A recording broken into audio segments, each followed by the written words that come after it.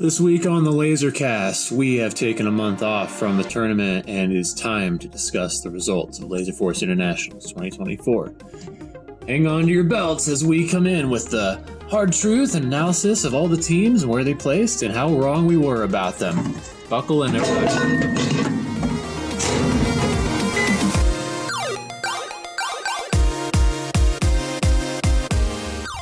Welcome back to the Lasercast.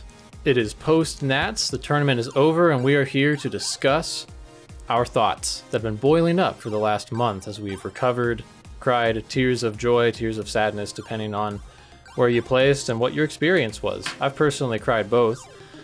I'm joined by Odin's Fist and Snuffles and Sweets, all from the West Coast, west of me.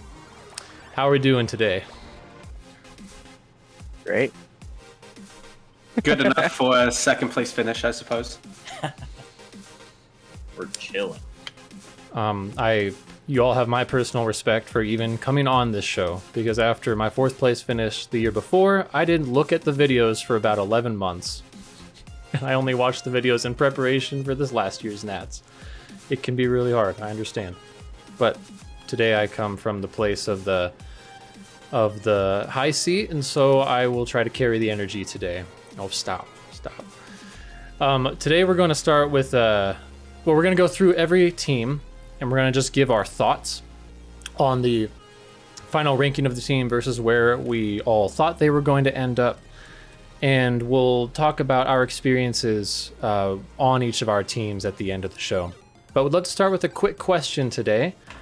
Would everybody say one player that they thought went underrated and unappreciated from this tournament, and talk about that player a bit? Sweets, you got someone? Yeah. My underrated player would be Chaser. Just watching him in game, like, this dude picked up the arena super fast. Like, okay, so coming in, he had never played in this arena before, besides like one members night or something, like a couple games, I think. Yeah. And then he hadn't played in a foreign tournament, right? Or like a traveling tournament before. Mm-hmm. So I think that's always super hard. And then coming from St. George's Arena to Loveland's Arena is like vastly different in terms of play style and arena layout and team mechanics and everything. Mm-hmm. And so I think his like initial strategy was just to listen to his team, and he just was like fully zoned in on like learning everything he could from his teammates, from watching other teams and reffing games and stuff like that. And by day 2, he was on top of it. Like, he was always like listening to every shot call his team made and playing around them properly. And he may have got yelled at a couple times and stressed out, but like, I think for a new player, like, he was proficient nearly immediately, which was awesome. And then in addition to that, you guys were winning a lot of games. And I mean, I feel like a lot of teams, when they're winning games, the players will get lazy. They'll stop running as hard. They'll stop ducking as much. They'll take riskier shots. And I don't feel like he was doing that ever. Like, he tried to keep his gameplay like super clean every single game, just like really focused on bettering himself every single game. So by the end of the tournament, like, he was one of the top resupply teams or players in the tournament, and I thought that was awesome. So I really appreciated Chaser. Yeah, I completely agree. Energy. Go ahead, Odin. Yeah, he had good energy. His approach was good, and he was always willing to change things up. You know, he was never like, no, I'm right, I'm doing what I need to be doing. You know, if the team needed something from him, he was the first to say, okay, let me see what I can do. It's a good quality to have. How did you feel playing with him, Snuffles? Oh, it was wonderful. Throughout the week, we changed up like so many different like little things, but a lot of little things, you know, become a lot of things. And he was always just so good at adapting and always, as Odin said, super willing. He just put the team first every single time, never complained, never had anything bad to say. He was fully just like, okay, let's get better so we can, you know, start beating these teams who are above us. It was wonderful. I have no complaints at all. Yeah, you know, I was there for his first 6 games. He came on a members night, and he was a threat in terms of his personality. He's exactly the kind of player you want on a team. He's teachable. Mm-hmm. He'll do exactly what the team needs. He's got a good attitude, doesn't tilt.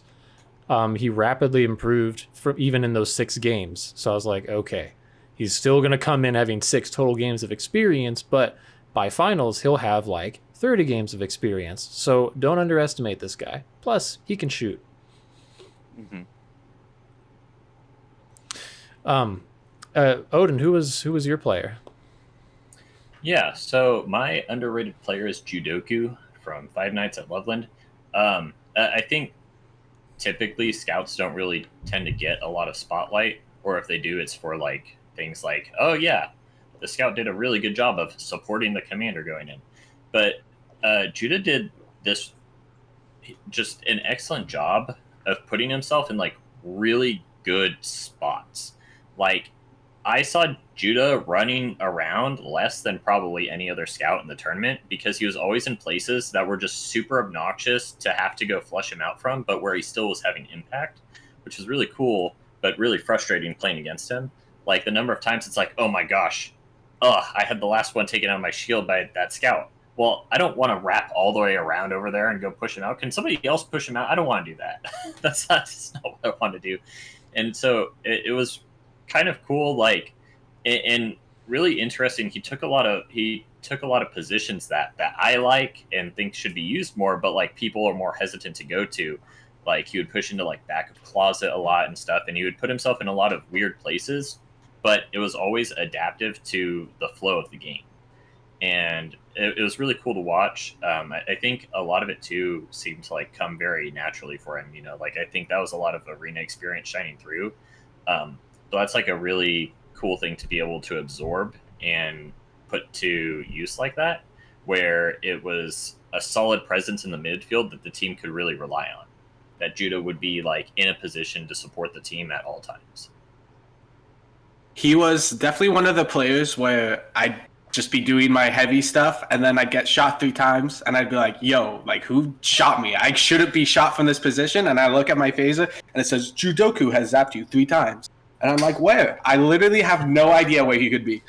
That was happening the whole tournament. So yeah, he was.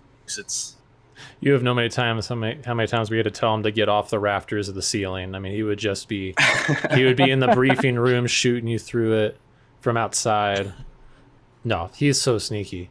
He definitely, I think, probably got the least credit out of all 6 players on that team by the end, because a lot of people were really impressed with James, Sammy, Bradley, Eli, and Pollux had a really good showing too.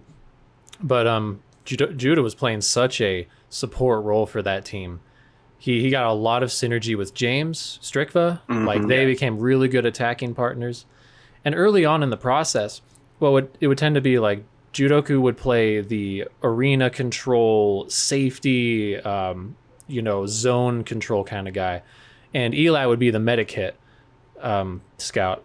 And by the time that their team really came to form, it's like the Rook, Eli, and Judoku both sort of Venn diagrammed a little bit into each other's roles, because Judah was getting medic hits. He was so good at attacking downstairs. They both were learning where they needed to be at different stages of the game, which is really advanced. I was so impressed with him. Yeah. I think definitely. Oh, good. I think his adaptability was really shown not only in game but like throughout the tournament as well. The first game my team played them, or the first match we played them, they really struggled as scouts, both Pollux and Jodoku, against us.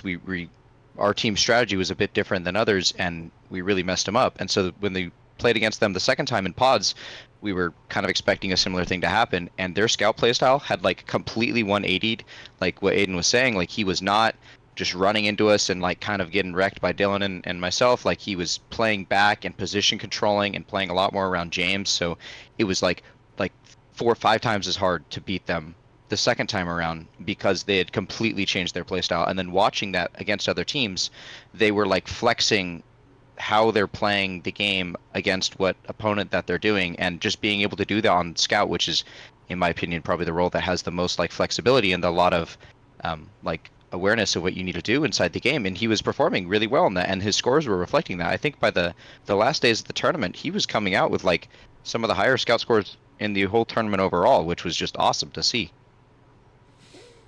Yeah, Yep. I think he definitely brought like he played very clean, which doesn't really get you a lot of recognition compared to, you know, barreling through and putting a 3-hit down by yourself as a scout and getting in and getting some medic hits. But he brought a level of consistency to the team, regardless of who they were playing against or how the game was going, that is very important and impactful in an environment like NATS, where one of the biggest struggles is adapting to all the different teams and playstyles that you have to deal with. Also, if you're going to have anybody compete with Chaser for good attitude, it's going to be Judoku. Mm-hmm. Yeah. Snuffles, who do you got? Yeah, so for mine, I picked Snowflake from Aiden's team. Personally, the reason why I picked him was out of all the commander players there, the commander I, as a heavy, felt the most pressure from by far was Snowflake. I felt like it was constantly, like, not only did I have to worry about Aiden on the other side of third floor and fighting him, but he was constantly either in closet or big box, taking shots up at us, pushing us. For me, I felt like some of the hardest games I played were against that LA team, and we played them I think we played you guys the most out of any team. We just kept ending up against each other. Yeah. And every time I just feel like, damn it, I have to play against Connor, really? Which is not something I was really expecting to say before the tournament, because, like, he's a good player, obviously, but he hasn't been as active the last couple years with tournaments. So I didn't have the highest expectations, but he blew my expectations out. I thought he was, for the most part, fantastic. Yeah, and let's be honest, he's a great... Yeah, go ahead. Oh, I'll be honest. Like, Connor had something to prove. Snowflake he was out for blood, and he came out before the tournament to Mega Members Nights, and, you know, it looked like it was going to be 3-hitter scout for Connor. We didn't quite know, and he completely synergized well. I think Snowflake on Commander was the right choice for your team. He was consistent and, like, knew his job and was leading the team, making requests and demands of the team to try to, like, synergize. In our arena, like, you need the whole team to work together. So he wasn't like a selfish commander, but he took the responsibility well. And I was pretty impressed. Also, tons of what would you call that? Tenacity to play in finals the way he did.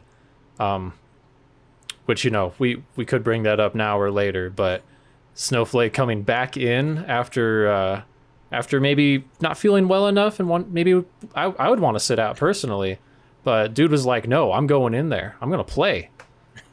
After having a little, he expunged his excitement onto the first floor, you know. Yeah, Connor, huge respect for you, man. Huge respect. I had first row seats for that. That was fun.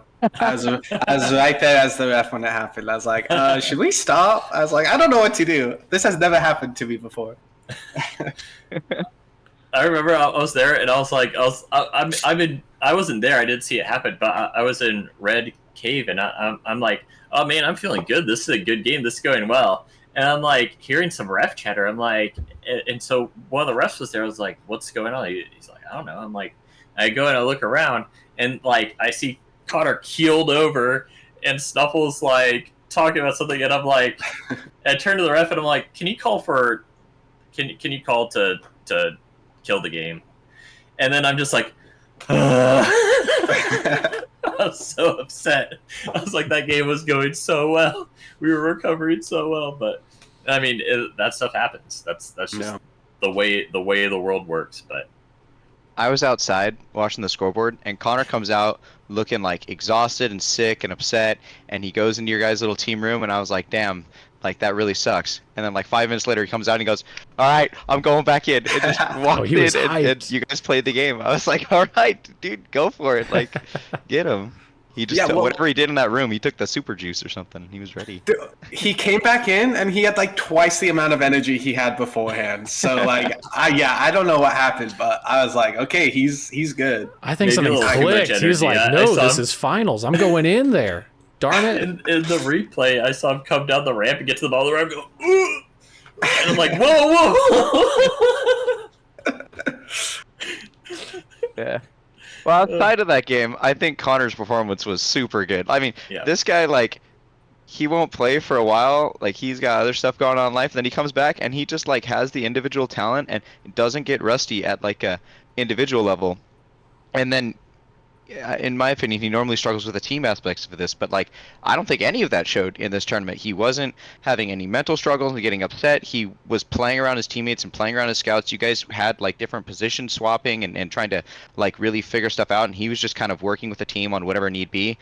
We talked about it at the end of day one, just talking about your team, and I'm like, there's no way they can't put Connor on, or God, double negative. Connor should always be commander on that team. Like, I think his performance was just super good, and I'm not gonna tell him that. I'll let them figure that out. But yeah, that's what you guys ended up doing anyways. But I was like, wow, this guy is performing super good on commander. So I was kind of fingers crossing that you guys would not put him on commander against us, but it didn't end up that way. Connor's definitely one of the most mechanically impressive players. The way he moves is really unique, actually, and it's really fun to watch him. He has a really fun little roll shot coming around a corner where he'll tuck his phaser and curl over and make sure he's lined up and roll himself around the corner to blast you. It's the Chula shot, I dude. know the one. It's so annoying. It's a good one. But like, everyone, all teams and all players have like things that they struggle with and stuff. But one of the big things about having Connor on commander that really shined was that we were able to sync up offensively so well. There was no point in time where one of us would crash through that the other one wasn't following up. And the number of double missiles we got on people was just crisp. Like the number of times I start locking, I see Connor start locking, and I'm like, on you, and then he would pull and we'd pull at the same time. It was just, like to be in that position consistently. I feel like regardless of getting it off, just being in the position to be able to do that meant that we were just so coordinated, and that was really that was a really great thing to have, and to not be able to practice a ton leading up to the tournament and still be able to like have that presence in an offensive role and to be able to sync up without, half a year or a year of members nights leading up to it is really impressive. So yeah, he's definitely got he's got some strengths, and he performed really well. Yeah. Well done, Connor. I got one I'm gonna bring up. I'm also gonna go with Cedar City. I wanna talk about Metal Face. And I have a little game for you all. So do not look at the LF stats page for this. I have the scouts on the top players, and I'm gonna name a player, and I want you to guess if this player placed higher or lower than Metal Face in MVP overall in the scout department. Scout scores only. Okay. Let's go, Connor. Snowflake. Lower. Yeah, I'm gonna guess lower. Higher. Are y'all guessing that Connor's lower or higher, or that Metal Face is lower or higher? Connor is lower. Okay. Connor. All right. Connor's lower than Metal Face. How about Judoku? Higher. I'm gonna say lower. I'm gonna guess lower, mostly because he wasn't getting a ton of medic hits, especially at the start. Metal Face did place higher than Judoku. How about Loki? I'm gonna guess higher. Say Loki's lower. I don't know, because Loki didn't play a lot. I'll go lower. I have a feeling all of these are just lower, but No, Loki was one spot above Metal Face. okay. Ooh. They were about. How many They were games very did Loki have? close. 14. He played a fair amount. Oh, that was a lot more than I thought. Okay, my bad. You just weren't seeing him. I guess not. No, clearly. That's like The way they beat us in finals, I clearly didn't. How about the Loki's Rook? a very good code name. The Rook? Lower. Lower. Yeah. Lower. Yep, he placed higher than the Rook. And finally, Thunder. Thunder's Thunder's got to be higher. This dude's hit is Higher. insane. Yeah. Yeah, I'm not getting that past you. Thunder did place higher than Metalface, but only by 2 spots. Yeah, I was gonna say it was close. That's impressive. So pecking Thunder order. doesn't get high MVP. Pecking order He was sucks. Thunder, True. Loki, Metalface. Yeah, Thunder Metalface coming in at sandbagged number into 8. those. Nice. I'm sure you were thrilled pretty about good. That's that. awesome. That's one real of good. one of the exclusive reasons that I bet that Cedar City would place third place rather than second or even first. I talked about the loss of Tandor on your team and the replacement with Metalface and Chaser, which love both these guys. But Metalface coming in, you listen to his interview and I felt like he was kind of trolling. Like he's like, yeah, I just hope I get carried. I know that's kind of his sense of humor, but also I don't know him that well. And there may have, I wonder if there was a little truth to that. He just kind of hopes that his team would carry him and he just has to shoot some people and he can win a bunch of games. But the truth is, you look at his stats and the way he individually contributed to the Cedar City team, and he played a distinct role separate from like just being like a mini Thunder. So he was the number 8 scout by average MVP. I want to bring up a few more stats. His favorite targets by far were commanders, the main 2 being Dill and Snowflake, and he tagged both of those 2 by over 10 tags more than the third highest person. He began the tournament with an 81% average accuracy and ended with a 71% average accuracy, but That's the improvement we want to see. his hit diff and score went up. Oh, his average score went up by 1,100 points by the end of the tournament. So you could see that he started off a little more tenacious, and by the end, he was just blasting people. Just going crazy through that hit diff or through that accuracy to the wind. And I want to point out a few hit diffs that he had in the gauntlet run that you all did at the end. You know, we can talk about, I could pull out some impressive Metalface stats from beating up on some of the lower half teams. But here are some things that Metalface did when it really mattered the most in finals. Against Loveland V, 9-6. He hit White Ninja 9 times, got shot 6 times by White Ninja. 5 medic hits on the Rat, and then 3 more in the next game. He went 15-10 on Kodama versus Kali, 7-4 on Dill, and 3-1 on Applesauce, all in one game. Then he hit Dill 12 times the next game.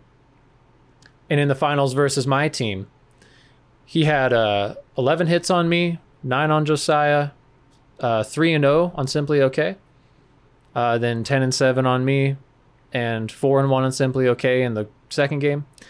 Additionally, he canceled my missile on Caleb in the second game by shooting me in the back 3 times. And he downed Josiah so that Caleb could go in for the nuke cancel on me. If you look and watch, it's because Metalface shot down Josiah to allow that to happen. That was Josiah such a sick play. Let's It was- go. Okay. So Metalface so is the fast. unsung hero of that play. All that to say, dude played an actual legit 3-hit centered role on that team, and I was really impressed by him and annoyed specifically by him during our games against you. Yeah, I don't know if it was a strategy for you guys, but Thunder really played like the arena control scout. Like he really kind of dominated the like second floor and taking over spots he needed to and downing people he needed to. And Metalface was just like glued to the 3 hits. Like wherever they were, he was there. He was there either distracting them or shooting them. And maybe not early in the tournament, but near the end, that's what like I felt like one of your guys' main strategy were for your scouts, because I'm trying to watch your scouts and how they play, and like having Thunder and him kind of play opposite playstyles was super beneficial for your guys' team on second. I feel like. I think if we had stats for number of times a player went between floors per game, I think Metalface would win. The number of times I'm reffing and I see him on second floor, it just goes down the ramp. And he goes up the other ramp, and then he gets put down, and he goes down the ramp, and he goes up the other ramp. And I'm like, this guy is hustling. How many ramps is he trying to take on this tournament? I'm surprised he was still alive at the end of finals. I'm like, dang, dude, you've run those ramps like 700 times. A big part of that is because of Caleb and I. Dude, it was so funny. Caleb would be like, "Go downstairs." He'd run downstairs, and immediately I'd be down. I'd be like, "What are you doing? Go upstairs!" And that just kept happening. So we had several talks throughout the week of okay, obviously listening to us is good, but you also just gotta. If we're telling you two conflicting things, you just kind of have to figure out what's the best play. Which I felt like towards the end he was doing. So. I was reffing one of those games on Switchback, and I see Caleb tell him to go downstairs, and I hear you yell at him to go back up, and then Caleb's like, "What are you doing upstairs? Go downstairs." And then he goes downstairs, and you're like, "Why are you back down here?" That was so funny. It kept happening. It was so funny. That's scout life, especially when you're a newer player or you're new to the team. I know there was a lot. We sent Anthony to his death in multiple instances where we're like, "What are you doing? You can't be here. Go over there." And then he goes over and just dies. And we're like, "Oh yeah, that makes sense." There's so many times we'd walk out of the game and the 5 of us would be fine, ooh, barely broke a sweat, and Logan's just sweating, just dripping. It was so funny. Hashtag scouts need lives too. Scouts also be kind of sacrificial lambs sometimes. There are definitely some instances where we're like, "All right, Anthony, I know you're gonna die. I'm sorry, you can't be here. You're gonna have to go die."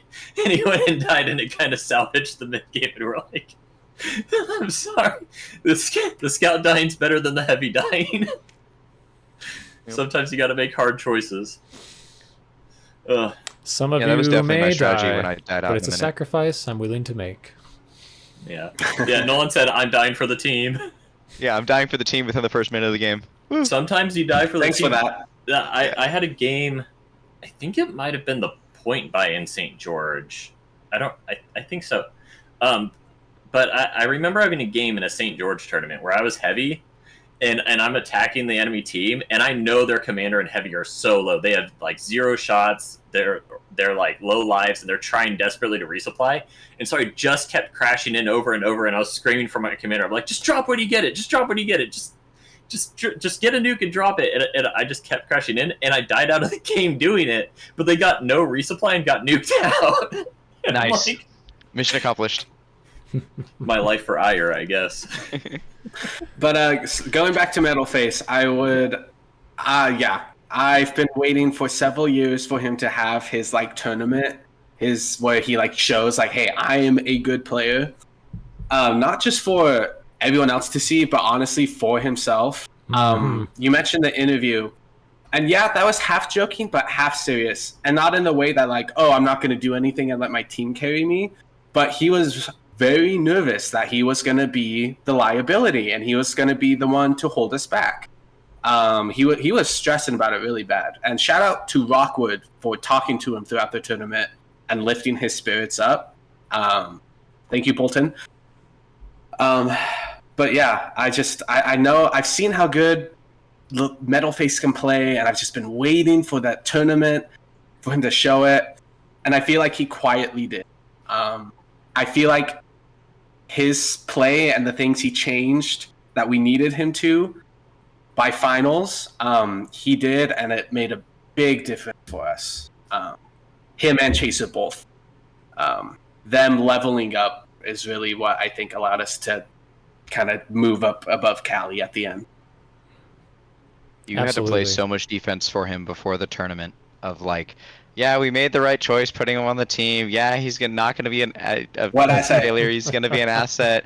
And I was this dude is very inconsistent.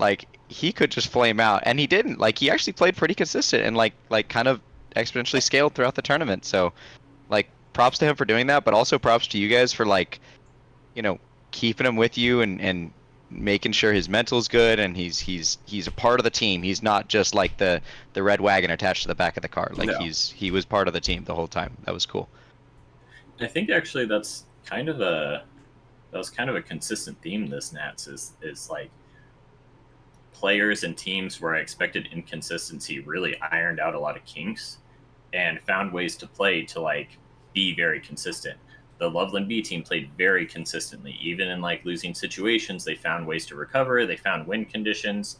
Even if they still lost, they still found things to do and were still productive throughout the game. I know I said before that Loveland A was like a clear favorite to win, but one of my concerns was that they had shown inconsistency in the past, and there was none of that this tournament. Like, even in their worst games, everything was still ironed out. There was still fallback plans. There was still recovery, very coordinated, and so that was like really cool to see this tournament. That there wasn't really any serious inconsistencies with teams. There were no teams where it's like, well, who knows how they're going to play this game. Yeah. All right. There were some go. players that did that, and one of my honorable mention shout out players is El Diablo, because this man played so well in so many of the games. Like, he'd come out with a score that's more than the entire rest of his team combined. He'd like hard solo carry some of the games, and then he had some games where he died out in like 30 seconds with a negative score, or he didn't shoot anyone, and I'm like, what is happening? Like, so maybe most of the teams overall were pretty consistent, but he was like all over the board. But that being said, his standout games were way better than I've ever seen Marcus play before. He was playing not only as a solo carry player, he was playing around his team. He like really put people on his shoulders, but also like would like use the nukes for his team and not just for himself to go in there solo. Like, I know that team was really struggling in a lot of their games, and he didn't like give up or get frustrated. He just like kept going, and it really showed on the scoreboard and in the game, and like it completely blew me away. He was probably the player that would like most surprised me, performance versus expectation coming into the tournament. So honorable mention to him. Completely I agree. I think there's a trend with like the growth of a lot of really good players in that they raise their cap first and then they equalize, and so this could very well be like the first step where he's trying a bunch of different things. He's like, I wouldn't necessarily say like playing recklessly, but he's not trying to just stick to consistency, trying to explore opportunities and possibilities, and maybe trying some things that don't work out.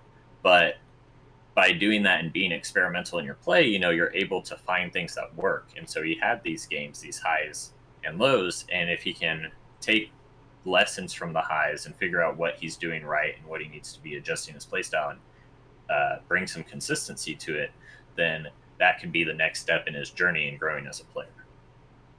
Yeah, there was definitely a new ceiling that came from him.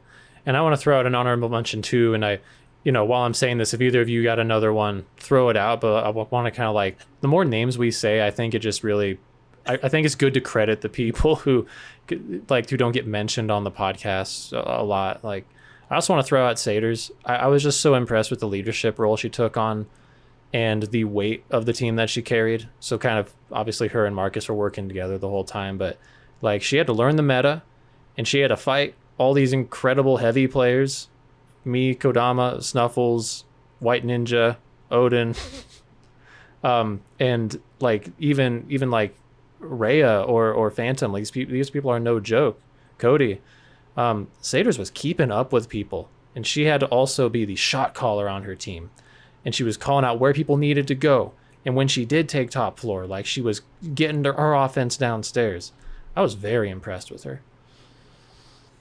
I can't tell you how many games I refed of them where they were having resupply struggles of some sort, where the resupplies are either stuck downstairs or separated, and she like completely takes third floor herself and is just screaming at the top of her lungs for anyone, please get the resupplies up to me because I can carry this game if they're just around me. And I don't know what was happening otherwise in a lot of the games, but I swear I watched 4 or 5 games of the exact same thing happening where Sadie's like, all right, we're losing, I'm going to change this, and like takes over the upstairs herself and is like, all right, now I need someone to support me. And sometimes it would happen and sometimes it wouldn't, but like she just completely stepped up like multiple times every single day. Yeah. Any more honorable mentions before we move on? Yeah, I want to honorable mention Cody. I think Syracuse had kind of a rough tournament. I think it took them a bit too long to figure things out. They had some issues with Bean's injury and then Wookie not being able to properly play, and so them flexing Beans back in, but Beans is injured and not able to play at the best of his ability. And Cody ran with all the handicaps. not to call players handicaps, but but he really had a lot that he had to work around with that team, and he found probably the best or second best solution consistently. I think every game he found some sort of win condition, and it resulted in him changing up his playstyle constantly. Like the way that he was moving through the arena, the way that his attack patterns were, the way that his tempo was, the way that he was swapping with the 3-hit rotation, the way that sometimes he would take on a defensive role as a commander in order to help create space for his team. There are so many different things that he had to do every game in order to compensate for struggles with the team. And at the same time, he's helping his team figure out how to play and move around the field and where people should be positioning and moving and playing off of each other. And it was just really cool to see how he was always doing something. He was always building something for his team. And I feel like he doesn't really get a lot of recognition for that. And I think a part of that is because a lot of those things are really hard to quantify. There's not a lot of stats to it. You don't see it on the scoreboard as much. Even on the stream, on the cameras, you don't really see a lot of it, And so, being in those games playing against him and being in those games reffing, it was really awesome just seeing all the different things that he was doing for his team. And I really appreciate people who take on team roles and do their best to support and find their job, Another stat we don't track is how many times you make other people laugh in the middle of the game. That was my favorite team to ref. Cody, he kept the positive mental throughout the whole tournament, whether they're winning or losing, and they're just constantly throwing puns or side humor at each other the whole game. Doesn't matter what the game state is, and I think that's actually maybe a positive cope to actually struggling in the game or struggling to roll with these punches that you're talking about, the injuries and the different difficulties they were having, is all right, well, let's just kind of have fun in the game regardless of how the game state's going. And sometimes he doesn't get doubles 5 times in a row, and he's just he'll finally get it and he's oh, first time in forever or something like that, and instead of getting pissed and yelling at his team, he's just having fun with it. And but he's still playing the game. He's not just goofing around. It's just the words coming out of his mouth is all happy. So the positive mental really made me laugh, and I think helped his team quite a bit. There was this one moment, and this is going to be paraphrasing, but generally how I remember it is 5 people on Cody's team yell out, "Cody, you suck," because he went out and beat a bunch of people up. He won 6 trades in a row, but then one time somebody got in, and his team, everyone else, he was like, "Cody, you suck," and he said something along the lines of, "Well, then why don't you come out here and do it?" I feel like that whole team just had bangers. Just so, I would agree with you. They were the best team to ref because they were just so funny the whole time. Yeah. Huge props to Cody for keeping such a positive attitude the whole time. He definitely got dogged on. he did, but he takes it and he actually shows up to play well. Yeah. Snuffles, do you want to throw an honorable mention out there before we move on? I think we need to get this show on the road with the rankings. Oh god, an honorable mention. Gosh, put me on the spot. Well, I'm sure everyone else sucks. Let's just move on. Yeah, all right, sounds good. All right, we're gonna take a quick break and then we'll come back with the going down the order of rankings.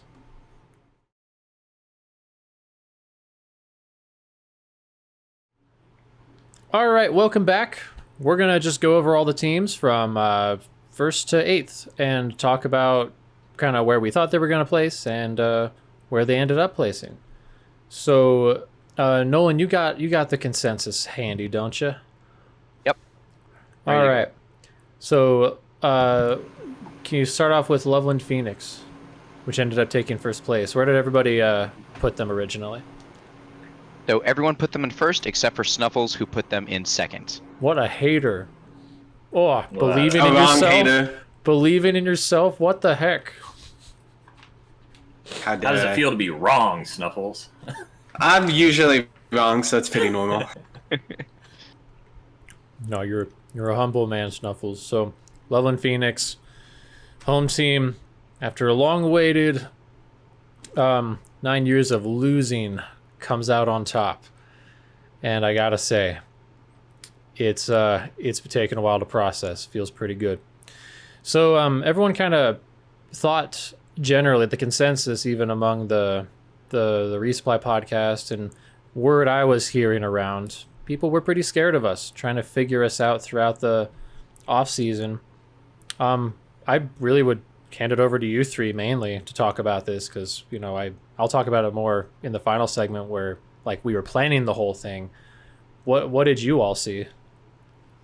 So, surprisingly enough, I think you guys ended up being even scarier in the tournament than expectations coming in. And expectations were already super high for you guys. Like, I felt like you guys probably had plans A to Z, and we probably hit plan C in the tournament. Like there were a couple little cracks that were exposed here and there. You guys didn't go perfect. Like, you lost some games here and there, and you adapted properly to those, and there were some interesting strategies thrown at you guys, but like there was never a time in which I didn't feel like you guys were completely in control. Even in the losses, you guys knew what went wrong, fixed it, came in the next game and smashed. So like I felt like we barely like made any what's it called, like chinks in the armor. We barely found any, and those were immediately sealed up. And so it's like I bet you we didn't even get to how far you guys planned this out. In this is coming from the outside perspective of like I was just really impressed with the gameplay. Everything that we were hoping for to expose coming in the tournament was not there to expose, and so we just had to figure it out in the game. And so even though we expected you guys to be high, you guys performed even higher than at least what I expected. Yeah, I agree. I think definitely you guys were the clear favorites for the tournament. I had said something before about how there's no Brisbane team this year. There's no team that's like infallible. Everyone has like mistakes that can be capitalized on. But after the tournament, I actually feel like Loveland A kind of filled that spot. Like, I feel like Loveland A really felt like an infallible team. Like, there was no big gaps that you could really exploit. You guys covered a lot of your weaknesses. Your game plan was really solid and well-rounded. You made the adjustments that you needed to constantly. And you made sure that you had room for errors, right? Which is a big thing that a mistake that a lot of people make is they don't leave room to make mistakes. They have plans and they're like, oh, well, this is just what we got to do here and here. But things aren't going to go according to plan. And your guys' gameplay let things not go according to plan and still let you recover and get back into the game, which is very crucial. And yeah, I mean, overall, pretty much all of my concerns that I had for Loveland A were taken care of. The gameplay was really cleaned up.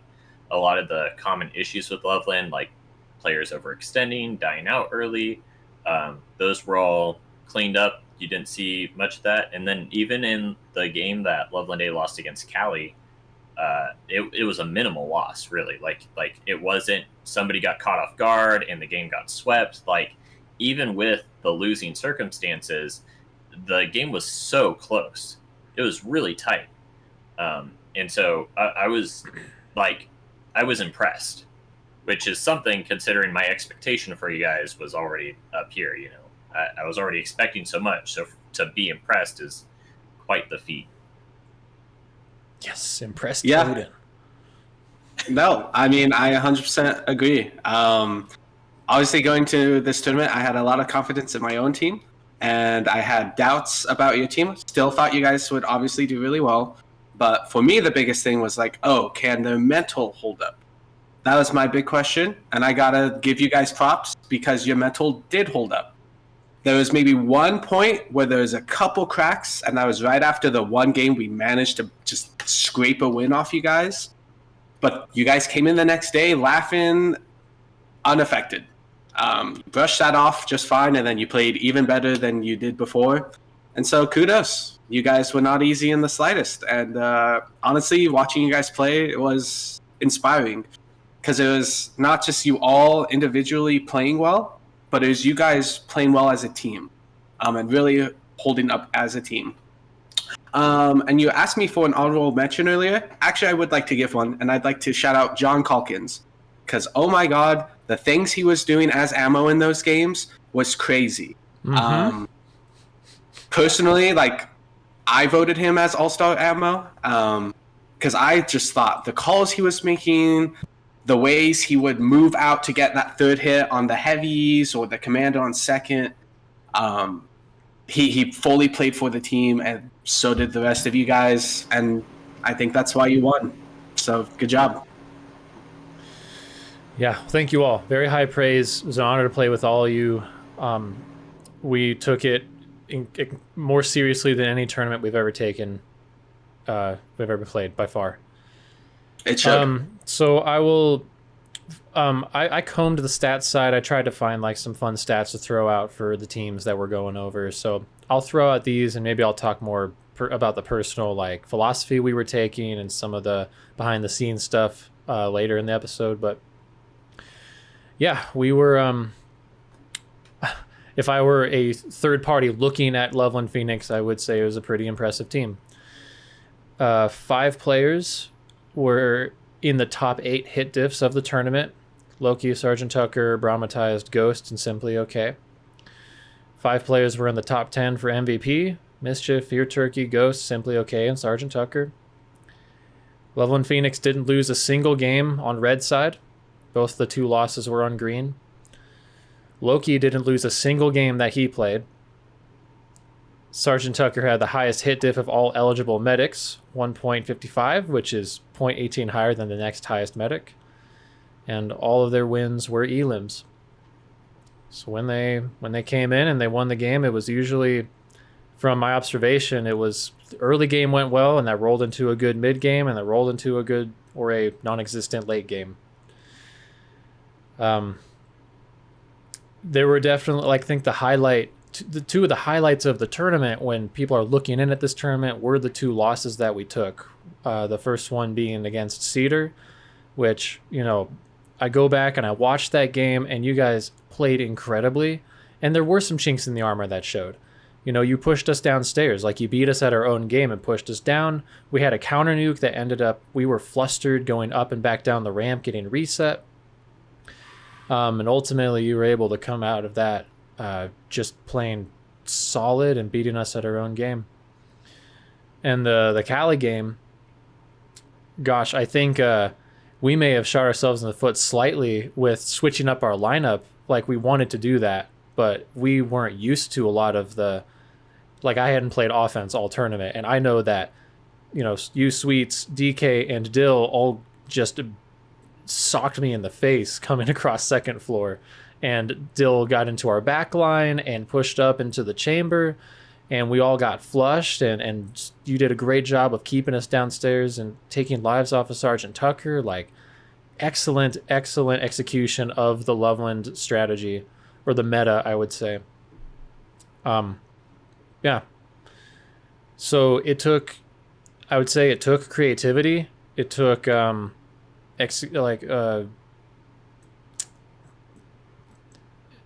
capitalizing on our minimal mistakes. Like, we had lots of mistakes that I know of, but they were exposed when you in your teams took advantage of our mistakes.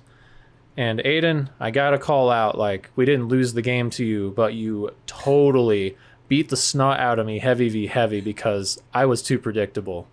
I've watched that back multiple times, and I'm like, that son of a gun is counting, waiting for me to get resupplied.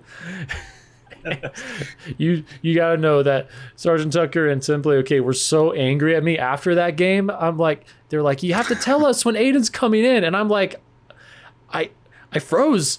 I was like, I leave, and then they're just sprinting at me, and I had no time to think, and I just, like, black screen of death in my head. I froze. Yeah, you like the timing on that? I didn't. I was getting ready to. to. I was like, yeah, I think he's about to get resupplied. I started running before I even heard the sound. I was ready. I was like, yep, he's you about to counted. So, to me, that seems like the basic analysis of Loveland.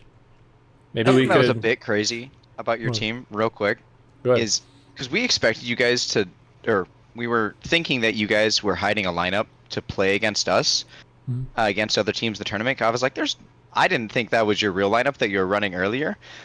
But the fact that you guys had a 7-man roster and more than 2 successful lineups, like, ready and I'm assuming practiced, is actually like insane. To have multiple lineups amongst a 7-man roster was just like, and it was ready, it was practiced. And you said like there was, when you went back to your true lineup or whatever you want to call it, you were a bit unfamiliar with it, but then you immediately picked it up the next game and it was like a hard smash. It was just maybe a little bit of an off game, just getting some of the nerves out or the chinks out. But like that's crazy impressive. Running a 7-man lineup at all is hard. Having multiple lineups at all is hard. Doing both of those together, props to you guys.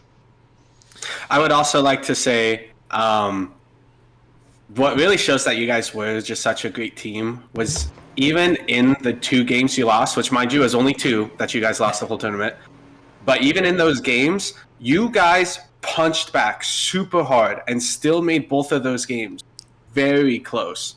I mean, I was the game scared when they beat you. Yeah, well, when I walked out of that game, like I died out of the game, I walked out looking at the scoreboard. I didn't know who was going to win. It was that close, and we just managed to get it.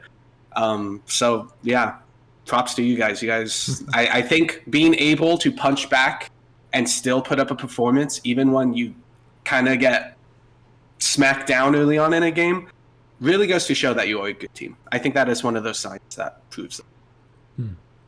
2 losses is a really good number. That's like I've seen Brisbane just run away with tournaments and still lose, at least 2 games in the tournament. So 0 losses for Loki. He's the secret sauce. I mean, True. You should have just played him every game. You wouldn't Legit. have lost any. Some people were sleeping on Loki before the tournament, and like, you don't understand. Loki can play the game. Mm-hmm. Dal was sleeping on him in this podcast. This isn't this actually isn't really a team analysis, but I'm actually really happy that Luke ended up playing a bunch of heavy games, because before the tournament started, I was really hoping and expecting to play Commander, and I was like, oh, I'm gonna get to play Commander against Luke.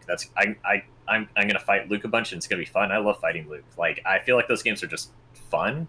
Mm-hmm. And then I was like, oh, I have to play heavy for the team. And then Luke played heavy. I was like, I still get to shoot Luke.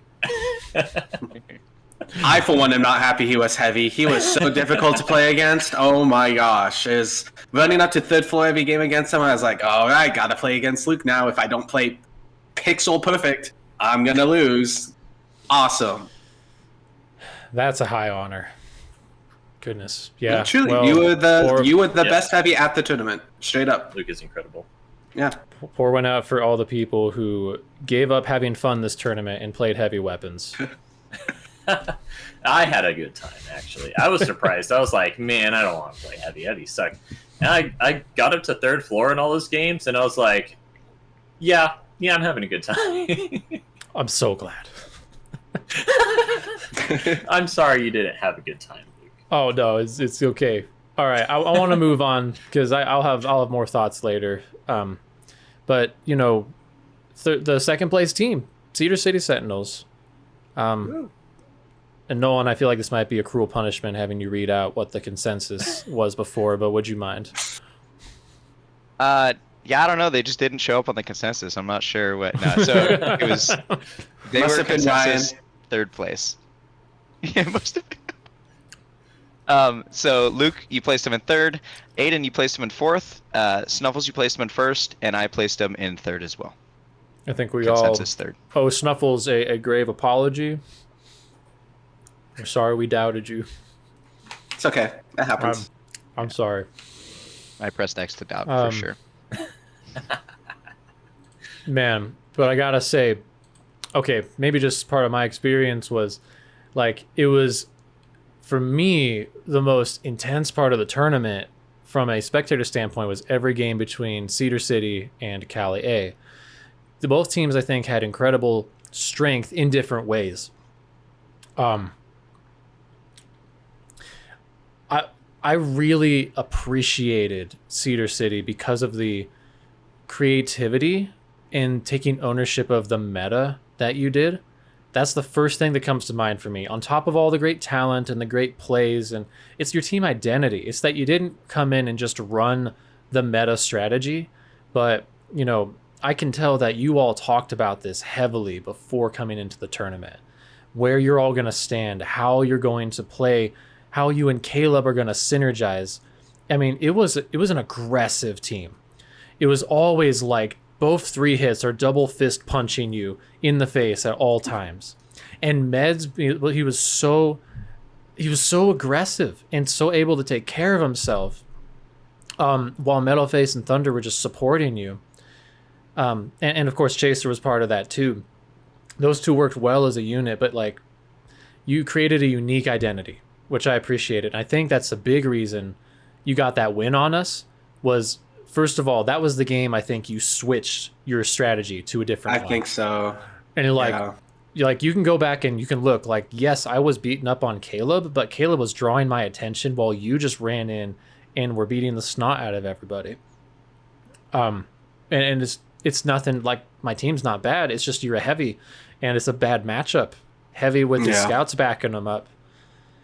And I gotta say, like, I was expecting in the finals, I was expecting another switch. I was expecting something else to be coming out, and I'd love to hear your thoughts on that later. But like, I was ready for you both to run up to the 3rd floor. I was ready for you to be running up our back end or something like that. Like, because you two have such a good understanding of our arena that you were able to play around each other in a variety of wacky situations and do tons of damage together, backed up by your team supporting you. It was awesome. And before I hand it over to you guys, I want to throw out my stats for the Sentinels here. Fun stats. So Thunder had the 2nd highest hit diff in the tournament. Incredible scout, even in losing games, was always coming out with like a high score and a positive hit diff. Slaughtermelon, you gotta hand it to the dude. MVP commander, all-star commander, medic killer, and bomb diffuser. He got, including finals, 138 medic hits, which was 30 hits above the next highest person. Gross. And he legitimately won bomb diffuser. I know that we tied, but he actually got 6 over my 5, because if you include finals, he got an extra one during, I think, finale or one of the other games. You had 4 players in the top 6 for MVP per minute: Med, Snuffle, Slaughtermelon, and Thunder. So you were quick elims, quickly eliminating your opponents, quickly racking up points. You were definitely like an elim focused team. Snuffles, you had the most total missiles, 99, and average missiles as a 3 hit, 3.23. And finally, Meds had 14 medic on medic hits. Insanity.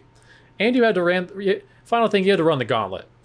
You had to run the gauntlet of playing 3 matches back to back to back. And so I will credit, like, yes, we beat you in finals. It wasn't a fair fight. You guys were exhausted, and you still came in guns blazing. So props to you. Thank you. Props to Cedar City Sentinels. Amazing team. Amazing showing. Right before the gauntlet, I chugged 2 Monster Energies. I felt a high, and then we played you guys, and man, did that crash come down, let me tell you. Yeah, I think Cedar was very much a team that, like, if I had to just quickly describe them, it's you can't look 2 places at once. And having to watch Caleb and Snuffles was a really tall order. Definitely there was no room for mistakes, because of all the teams to capitalize on mistakes, it would be Cedar. You slip up one time in the back line, and all of a sudden you have Caleb and Snuffles crashing into your team, and it's very overwhelming very quickly. And really just like, yeah, just having like so much aggression on both sides made it really hard to manage. I think your guys' like creativity was wild throughout this tournament. Almost every team's here main strategy is polishing. They're trying to find something that works for them and polish it up and make it good and force that to work. And you guys, I feel like you just kept doing new things and kept trying different stuff, and both like with like lineups and strategies in the game. And I think that's a lot of credit due to just like the players you have on your team. You know, Thunder, everyone credits as like the Mr. Strategy and comes up with all this stuff outside of the game, which he is for sure, and I'm sure that helped you guys. But like, credit to Caleb, credit to you, credit to like your whole team for like always being willing to try new things. And like, I swear to God, watching Meds when I'm resupplying, or sorry, when I'm reffing meds, I'm like, this dude is playing super risky. He's definitely gonna die out in 5 minutes because he's taking so many shots. But he never goes down. He's like just taking the shots at the correct time. 90% of the time. Sometimes he's trolling, but like most of the time it's good. And so I just felt like you guys were so willing to just try things and not play scared every game. And I think that's probably why you guys beat us in the end, is we're trying to polish strategies and refine what we have.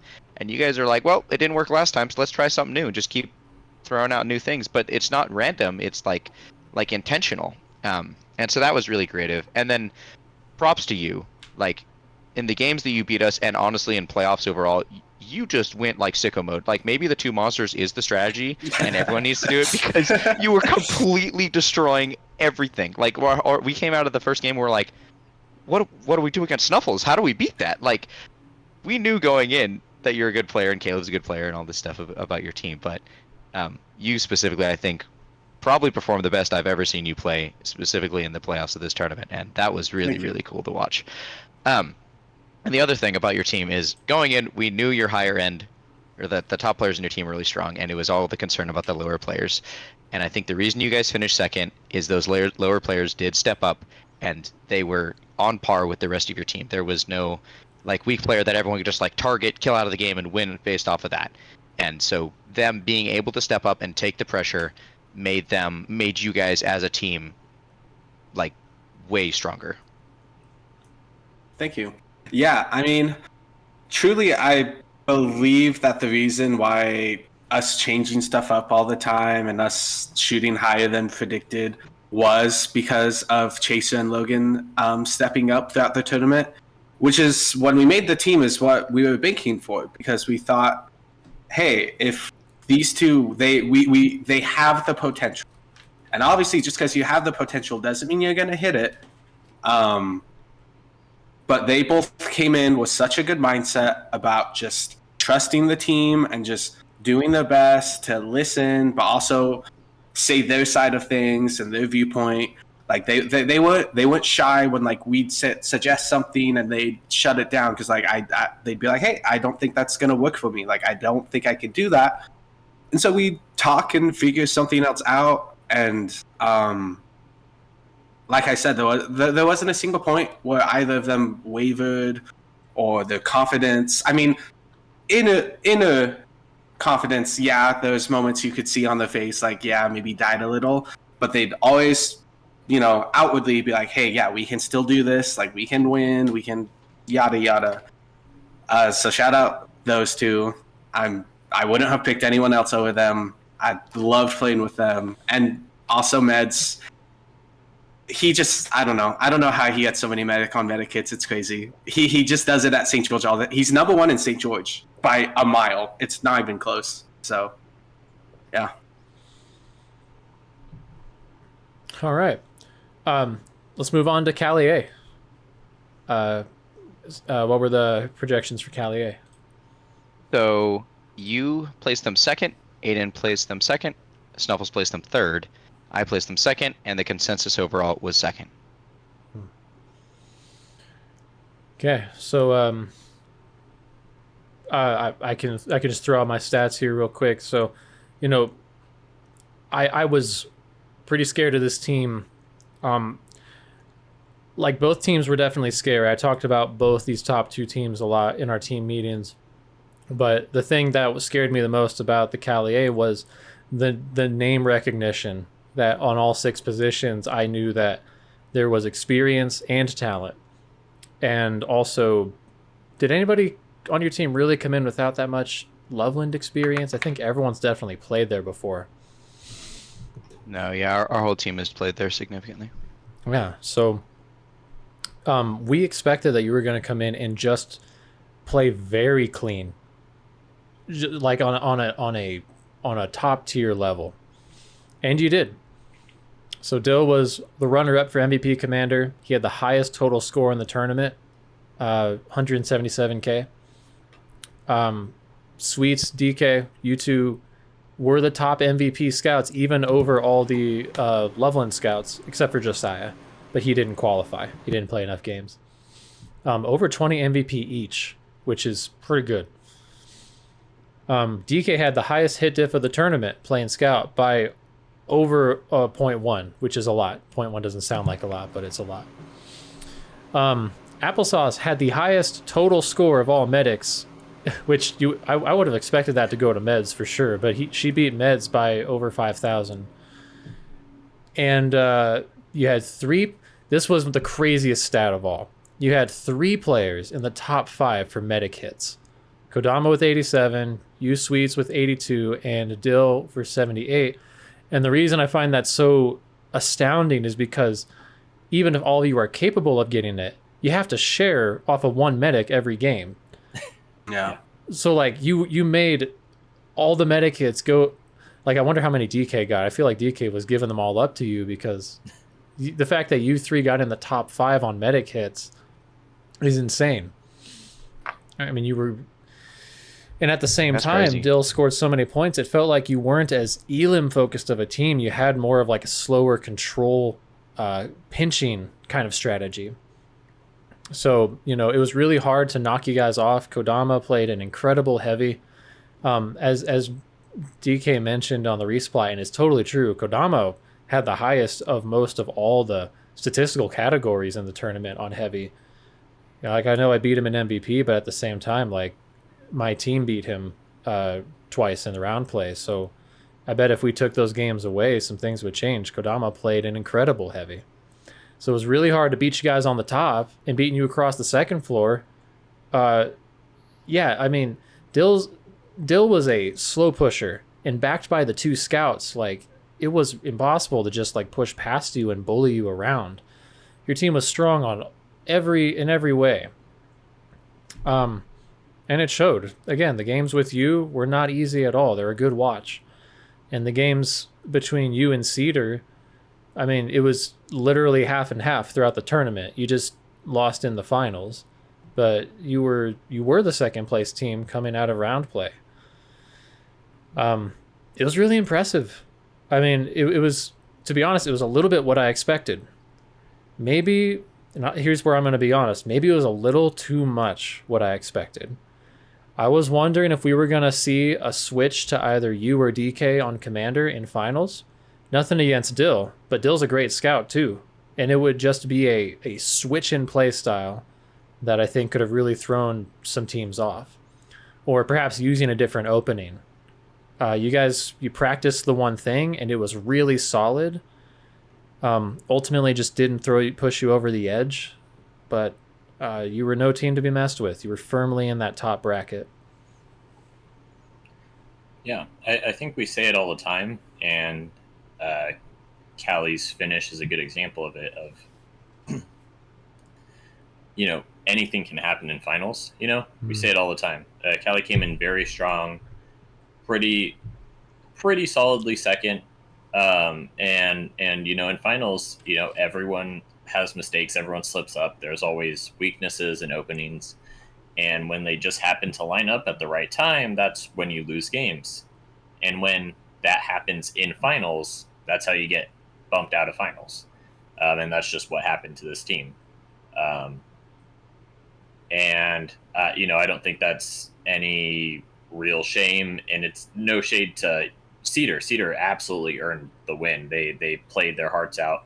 They played a phenomenal game, a phenomenal match. That match, but definitely, like, you know, you can be, you know, as strong as a team as you want, you know, but everything comes down to finals, and I think that's the way that everything broke. And, you know, like I said, no shade. I think you guys played very well. I think you guys showed what you were capable of at the end of the day. I think even with a third place finish, everyone knows how well all your players performed.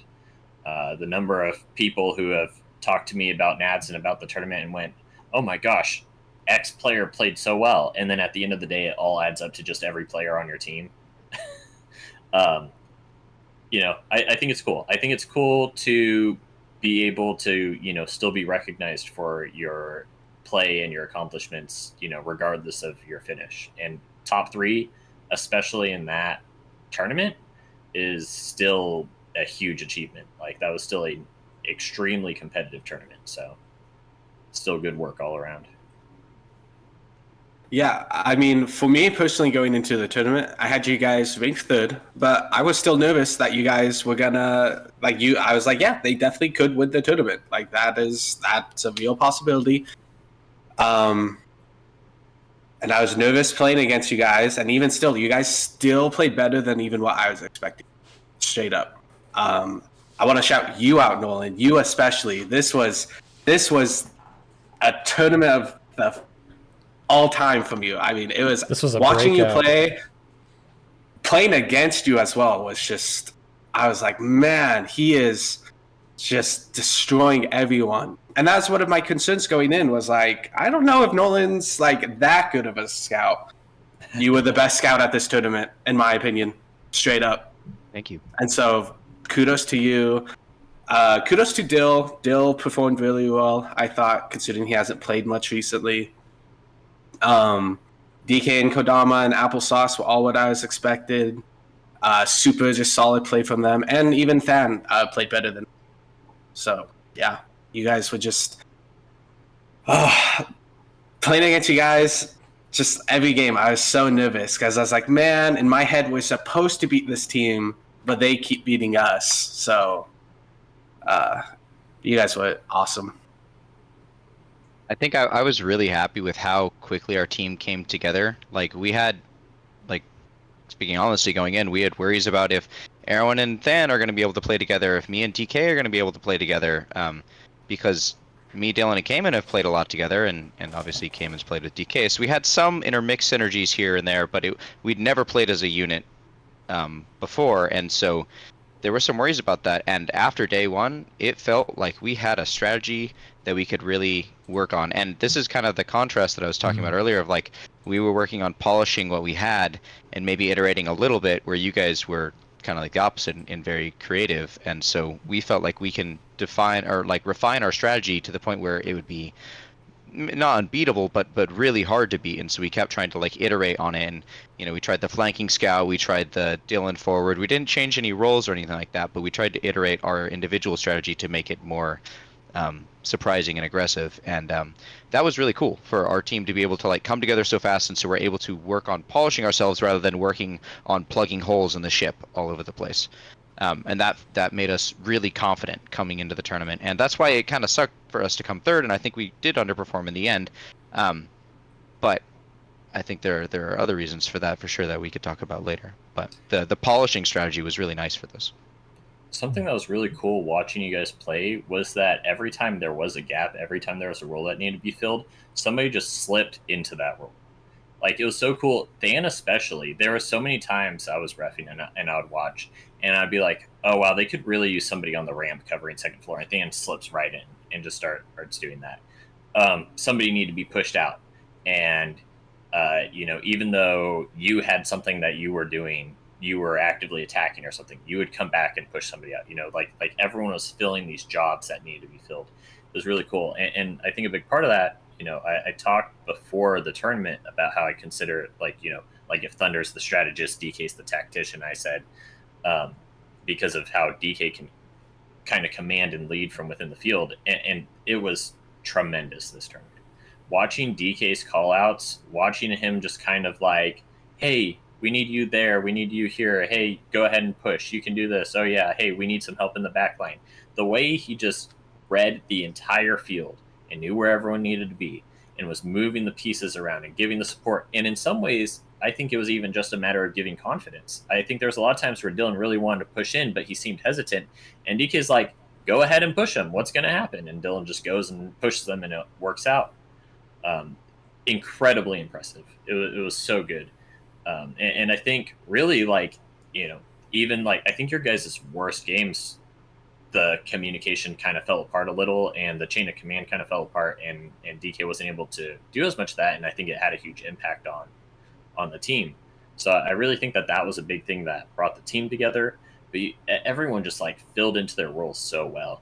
Like Than really figured out what he wanted to be doing on ammo. Nolan, you played a really good aggressive scout, which was kind of surprising. I was expecting a lot more zone control from you, but you played very forward, same. and you played it really well. Particularly filling in gaps, because Dylan kind of was doing his thing. And I think it seemed like you all knew that he was going to have some issues because of the lack of practice, or like some gaps in not synchronizing with the team, or not, necessarily knowing exactly what uh, everyone wanted him to do. And every time there was maybe a gap where he's pushing this way but leaving this route open, you would go and fill in that spot for him, or you would go and break in if he needed help breaking in. You would be there to follow up on his attacks, and playing a supportive attacking role is really cool. It was really nice to see that from you, and it was very impressive. Thank you. Yes, very well done. And man, talking about these top 3 teams that placed just gets me thinking about final strategy, and it's just a fun concept to talk about. Like, do you change something in finals, and what do you change? And I think all 3 teams had kind of a different philosophy going in, and it's just fun to go back and watch how they played out, because it's not there's a right and wrong, it's that there's pros and cons to both. If you do change something, you may not have had the practice on it, you may shoot yourself in the foot, but you also get that jump on the other team. So anyway, very good. Why don't we jump to number 4, Five Nights at Loveland. Pretty cool team. I like them. I think we had some pretty varied rankings on them. What were those, Nolan? Well, so our initial rankings were Luke, you had them in 5th, Aiden, you had them in 6th, Dallin, you had them in 5th, I had them in 5th, for consensus 6th place. But after the Beans injury and the other switch-ups that happened, they were moved up into 5th place, and they were actually tied for 4th, but they were broken by opinions of other players, so they got bumped down into 5th. I feel a personal shame for ever putting them lower than 4th. I feel like I should have been the champion for them. But the truth was, I just had that much respect for the other players coming in. Like, I did place them above LAPD, but it wasn't like by a wide margin in my mind. It was kind of close. And putting them below Syracuse initially, just showing my respect for the long legacy of the players. Yeah, I just called you all old. The long legacy of, like, Syracuse coming out and kicking a lot of butt in tournaments. Like, they've been a really good site for a very long time. The experience of Beans and the practice that Cody's had, we expected these two to come in and well, they were really good. But Fanal came in and just, they were total professionals. And I am so proud of all of them. Me too. They just had to play against our A team for the whole 6 months, and they were very demoralized. They thought they were going to do much worse than they did. And lo and behold, they get in there, and after the first 2 games where Cedar kind of just showed them what's up, right after that, oh boy, did it start clicking. And over the next few days, like I got to watch everything that I'd been through in my first tournament, and I'm sure all you have been through it. Like, oh goody, they're figuring it out, and boy, did they rally, just as friends and as players. They really found their groove and worked together so well. The only real stats I have, like, once you get down to this point, you stop having players pop up quite as much in the top, and it's hard because if you're not winning all the games, you inherently take a hit to your stats. But like, the Rook showed out as a top 10 scout with a 15.42 MVP, and he was a top 10 in medikits. And little birdie told me that Strikva was pretty close to winning All-Star Commander. I don't think it was that many votes that he was behind by. And he had 3 of the top 10 Commander scores. But anyway, I think they were pretty stable in their structure. They didn't change up too much, and I think it's good at that stage that you just stick to the basics, play your roles, get better every day. And they did it. I mean, by finals, there weren't any huge upsets, but they pretty firmly put themselves in 4th. which Yeah. for a rookie team, even at the home site, you got, oh my goodness, just the people that they beat. I am so impressed and proud.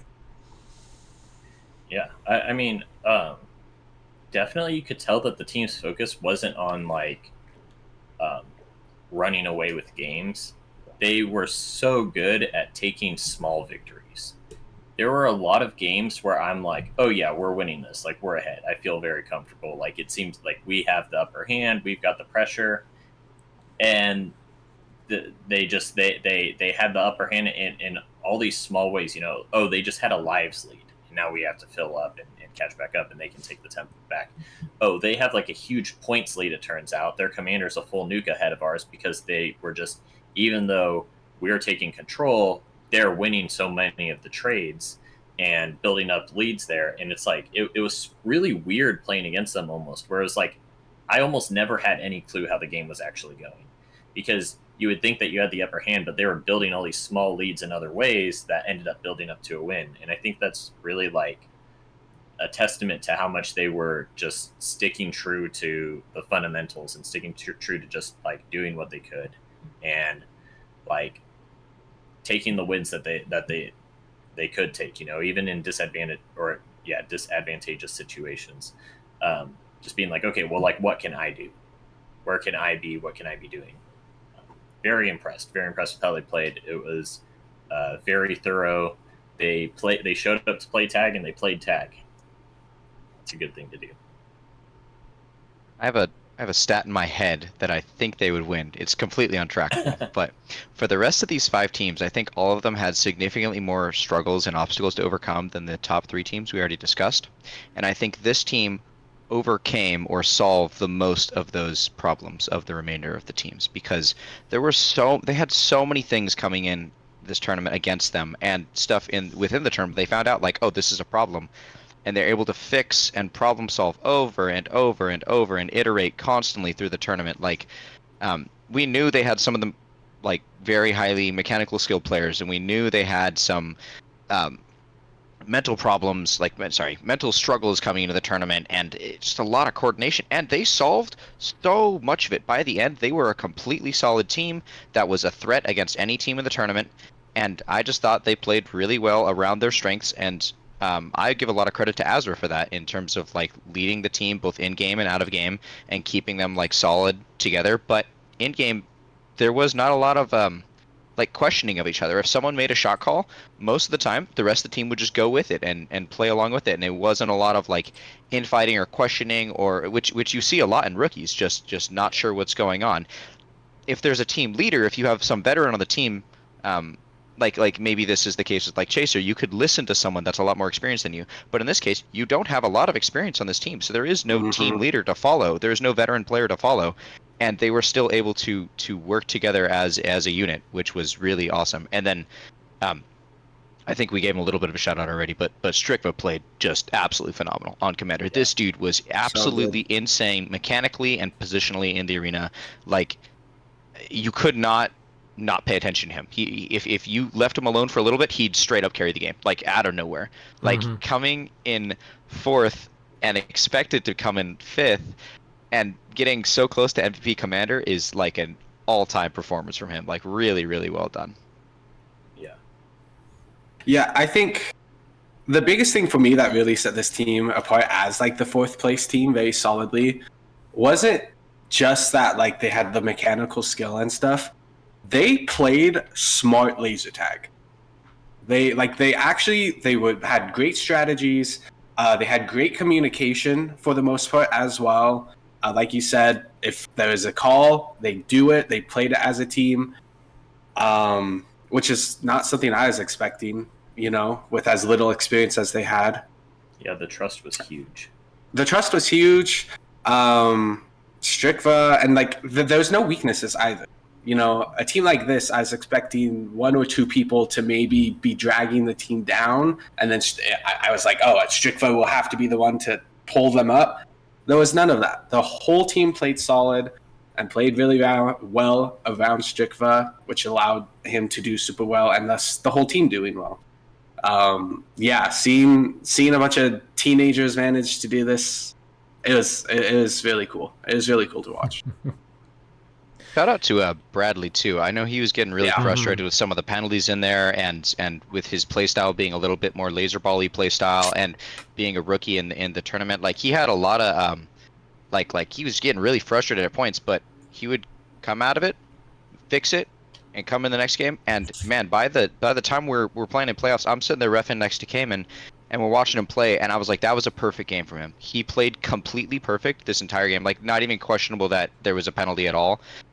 Like he was able to completely fix everything, and I thought that was like super impressive, because normally when you get frustrated about your playstyle, people are questioning your playstyle. That's not something you could just like make a quick change, like, oh, I just won't do that anymore. You can't just not play the game anymore. So like, well done to him. That was cool. Yeah, I'd like to add on to that with him. The very first game we played against him, we beat them, but he was like beating me in the trades initially at the start, because of just like how he played mechanically. It forced me to get better and change up how I played mechanically, not only just against him, but the whole tournament. So that's something I thought was really like having a player make me realize like, oh, I really have to like get better at this one specific thing to show that weakness in me from someone so young. That was fun to experience, to try to figure out. Oh, I want to tack on with the White Ninja compliments. Yes, he and I would train sometimes just one-on-one, and it was usually him beating me in the trades. He's just so creative and good with those laser ball shots. But even when he was getting penalized for those shots, even if we'd look back and the cameras were like, hey, that looked legal, I'm like, well, the refs didn't think it looked legal. And you know, he demonstrated incredible mental strength. One, to accept, hey, I'm a rookie. I need to play extra clean. Because people are just going to be looking dirty at me, regardless of really what I do. Like I kind of just laid it out. Like, dude, I'm sorry. You're gonna have some bias against you as a rookie. It's just what happens. On top of that, being the heavy. I mean, he had to take so much responsibility to defend his team, to be watching across that ramp, to enable his offense to get empowered. I'm not taking any credit for this, but you know, we talked after day one. He was hoping that his team could help make some adjustments for him, and I'm like, yeah, your team can help you, but ultimately your duty is to the team as the heavy. Unfortunately, you have to put them on your shoulders so that they can play the game. And he was like, okay, and did it the next 3 days. Incredible. And I could go on for another hour, but I'll try to keep this brief. Like, the rat. You know, you look at the rat's interview. He's like, oh, I just want to annoy people. I'm not here to really win. The rat loves these kids so much that he gave up his fundamental policy on not taking games seriously. And the dude was a soldier for these 4 days. He did everything he could to give these kids a chance to win. And he played his butt off. He was so synchronized with Azra. And he would be independent too. When his team got flushed, he was one of the best in the tournament at hiding. Hiding in a nearby spot and coming back too, which is that's not an easy skill. Anybody can go hide in a corner. Coming back when your team needs you and it's safe, he has a gift for that. And of course, we already talked about Judoku, incredible, and the Rook with his rookie showing. That kid has been just obsessed with laser tag since the moment he came, and I'm so glad he was able to get on this team. And in his most uncomfortable role, too. The role with the least structure, I would say. He was like, what is my job? What do I do as a scout? Do I attack people? At first it was like, I'm just going to dive bomb and get medic hits. But by the time the tournament was done, the Rook had figured out, like, my job is to be what the team needs me to be. And he could play scout 5 different ways. Yeah, playing into him day one, he was just ramming his head into the wall over and over. Like, he just kept running into us, and I just kept downing him. I'm like, I don't know what this dude's doing. And then by later in the tournament, he's like out shooting me in hit diff, and he's the only one on that team that's out shooting me in hit diff. Like, he's completely was like, okay, this isn't working, but I'm a scout, so I could do one of any 15 things at any point in time. So I just need to pick another thing, and he did it worked. So I agree. I think he adjusted quite well. I was incredibly impressed with his mental. I think actually, like, there's a lot of players where we're like, oh yeah, they keep cool heads, and they're like he was so focused on the tournament, nothing even got to him. Like nothing was penetrating. No matter what was going on, a truck could have driven through the arena, and his first thing would be like, all right, well, what am I supposed to do in this situation to win? Like, you could tell coming out of every single game that they lost that he would come out and be like, okay, what happened in that game? Like, all right, let's break it down. Like, what do I need to do? Very impressive, especially for a rookie to be able to like just be so focused on like what you need to change, what your team needs from you, like focused on improving every single game. Very good stuff. All right, let's take another break. We'll be right back with the final 4 teams. All right, and we are back with the final phase of our show tonight. A couple things have changed between the before the break and after the break. One, I'm copying Nolan, wanted to put on my NATS garb.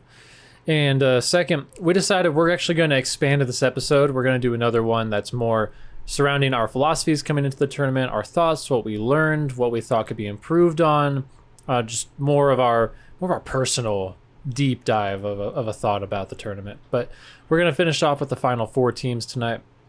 Coming in 5th place was LA Phaser Department, captained by Odin's Fist. Nolan, would you mind giving us the consensus and maybe start us off on the talk? Yeah, so our initial consensus, Luke, you put him in 6th. Aiden, you put him in 3rd. Snuffles was also 6th. I was up in 4th, and so the consensus was 5th. And then after the adjustments, they were bumped up into 4th, with only Luke changing their position from 6th to 5th. So Snuffles, you kept him down at 6. And then for me, I also put this team as my Dark Horse team. So I thought you guys had a really high ceiling and a pretty low floor, and you're going to land somewhere in between. But as a Dark Horse, if you can hit that ceiling, I think you guys would hit quite high up. And I think you got pretty close to it. Overall, like, I do think you guys had a lot of things to figure out, a lot of struggles in the tournament. Like, oh my god, I was so frustrated day one watching your guys' team play, because it was pretty much everyone just sat there waiting for you to tell them what to do. And I was like, wow, there's just no one's thinking. No one's playing as a team. They're all just, like, literally standing there, like, can you guys do something? And by the end, everyone was doing their own thing. Like you guys had I don't know if it was team meetings outside of the game, or people just got over the nerves, or got more comfortable at the arena, got more comfortable playing with each other, whatever it ended up being. Everyone was functioning as a far better unit by the end of it, and I think that caused a lot less fights, a lot less mixed comms in the games. Like, early on, I was like, oh boy, this team's a mess, and you guys were able to figure it out. So I thought that was really cool. So I hope to hear how that happened, because watching that was fun. But playing against your guys' team, I didn't know what to expect. Every single game, like, either Connor would be in our face, or you would be in our face, or I couldn't find the resupplies. Like, you guys were just, like, really fluid in the game. Mm-hmm. And so it made the games, like, quite challenging to close out. And it felt like you guys always had a chance at coming back in the games, not only against us, but just reffing you guys against other teams. Like, you guys had a really good comeback mechanic, just, like, built into your team, and you guys played around that super well. And then you on heavy, you just got something down in this arena. Like Luke was mentioning it earlier with the timing. Something about how you play heavy in this arena is locked in. Like, you're always in the right spot, always at the right time, and it is, like, extremely punishing for other teams. And if your team is able to pick up on that and play around you in the games that they did, that was like peak play in that arena. The word you're looking for is genius. Odin's Fist is genius. Yeah, his brain is covering the entire screen right now. This is all hair. It's a thin layer on the outside. Yes.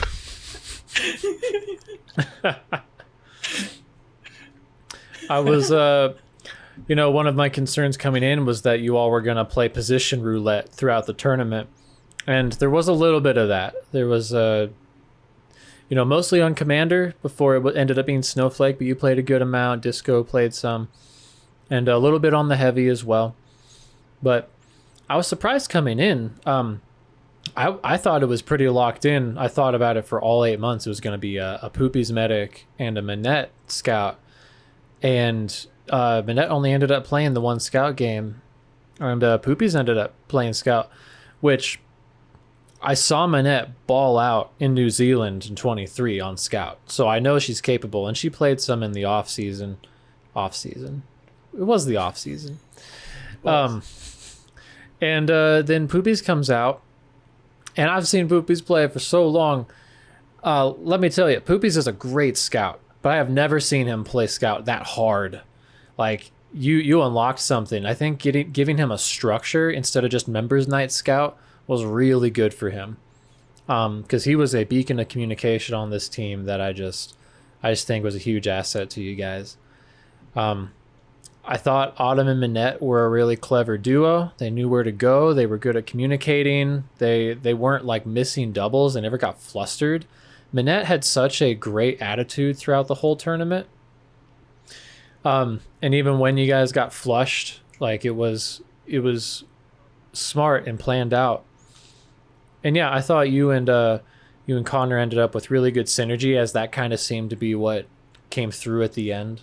With you two being on a 3-hit, like you would be forceful on the top floor, and Connor would pincer with you, and you would often go in at the same time. So like you do have that synergy. And like Disco ended up being kind of like a filler. He played a lot of 3-hit, mostly scout. And he did great. We said he was one of the great underrated players of the scene. Like, we know Disco can ball out, but I just remember all the different games he would play. Like his heavy games were really solid. He had I think one of your first victories of the tournament, you had him on heavy and he put up a really high score. Yeah, I don't know. It's hard because it's like the competition, those first 4 teams we mentioned, pretty dang good. But you did your due diligence by actually getting everyone on your team committed to actually come out and play before the tournament. Like, everyone actually got arena experience, and I think that helped a lot. Yeah, those are my thoughts. For me, I think my favorite thing about your guys' team was the passion you guys had, both in and out of game. Win or loss, you guys would come out after a loss, you'd be frustrated and not in the best mood, but it was purely out of just passion and wanting to win and do better. And then you'd come out after a loss and you'd be like, yeah, we won, awesome. But then you guys would immediately just start talking about what you could do better. That I love to see that.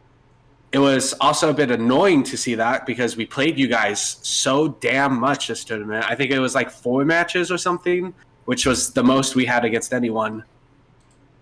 And each game, it just, against you guys, it just got more and more difficult each game. And I think a big part of that is, as I mentioned, the passion and just you guys constantly wanting to and successfully just improving over the course of the tournament. That the last match we played you in the lower bracket of finals, there's a couple moments in this game, so I was sweating a bit. I was like, oh, they're pushing us. We might lose this game. Definitely a better team than I was anticipating going in. I also think Syracuse kind of pissed themselves a little, but you guys also just played better than I was expecting. We'll get there. And yeah, it was cool to see. It was cool. You especially were like such a good leader and so passionate, directing your team and just trying to help everyone improve. It was the most passionate I've seen Connor in a tournament. Not to say he's not, but most of the time when I see him play, he's a bit more on the nonchalant side, just doing his thing, which is fine. But this one, I talked to him and like that look in his eye, I was like, oh, he wants to win bad. Like, you could see it, and it was like that for your whole team. So it was cool to see.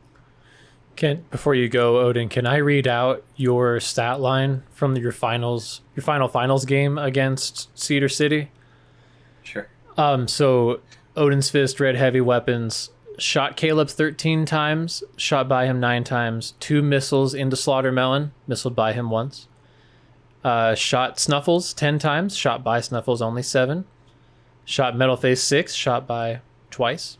And a medikit. The one thing I carved out of that was Thunder shot him 7, got shot by him 19 times. So Thunder was on you in that last game. But that's because Thunder needed to shut you down, apparently. You were just wrecking face. The one thing I couldn't figure out about your team is I felt like every game there was some hole, but it wasn't the same hole. Like, it wasn't like there was no like reoccurring problem. It was like, oh, this was an issue, and you fix that, and then something else would happen. It was like the boat kept like more holes kept getting popped in it, and I was like, what's going on? Every time I refed you guys, something else was going wrong, and then you guys would fix it the next game, and I wouldn't see it the rest of the tournament, and then another thing would happen, and I'm like, so your guys' team was very confusing for me to watch. Yeah, I'm going to reserve a lot of like the how things came to be and like the thought process and stuff for the next conversation. But I think definitely, especially like, you know, you said before towards the start of the tournament, it felt like, you know, people were kind of struggling to figure out what they were supposed to be doing, but then it all fell into place. And I think that's kind of a product of the circumstance we had, where we had a lot of team meetings leading up to NATS. We talked as much as possible. There was a lot of scheduling issues for getting everyone in for the meeting. So then I'd be like, all right, well, we'll do 4, and then I'll talk to other people and recap them, and we'll go over stuff. And so I think it was a lot of information, and it took a while of everyone playing with the team to really start putting it into place and actually seeing it, you know? But then we were able to see that click for everyone. And it was a lot more like, I don't know. It was like very rewarding to see everyone start to like really figure out things and put it into place. And I think kind of one of the biggest players that did that and learned stuff from my perspective from all that was Poopies.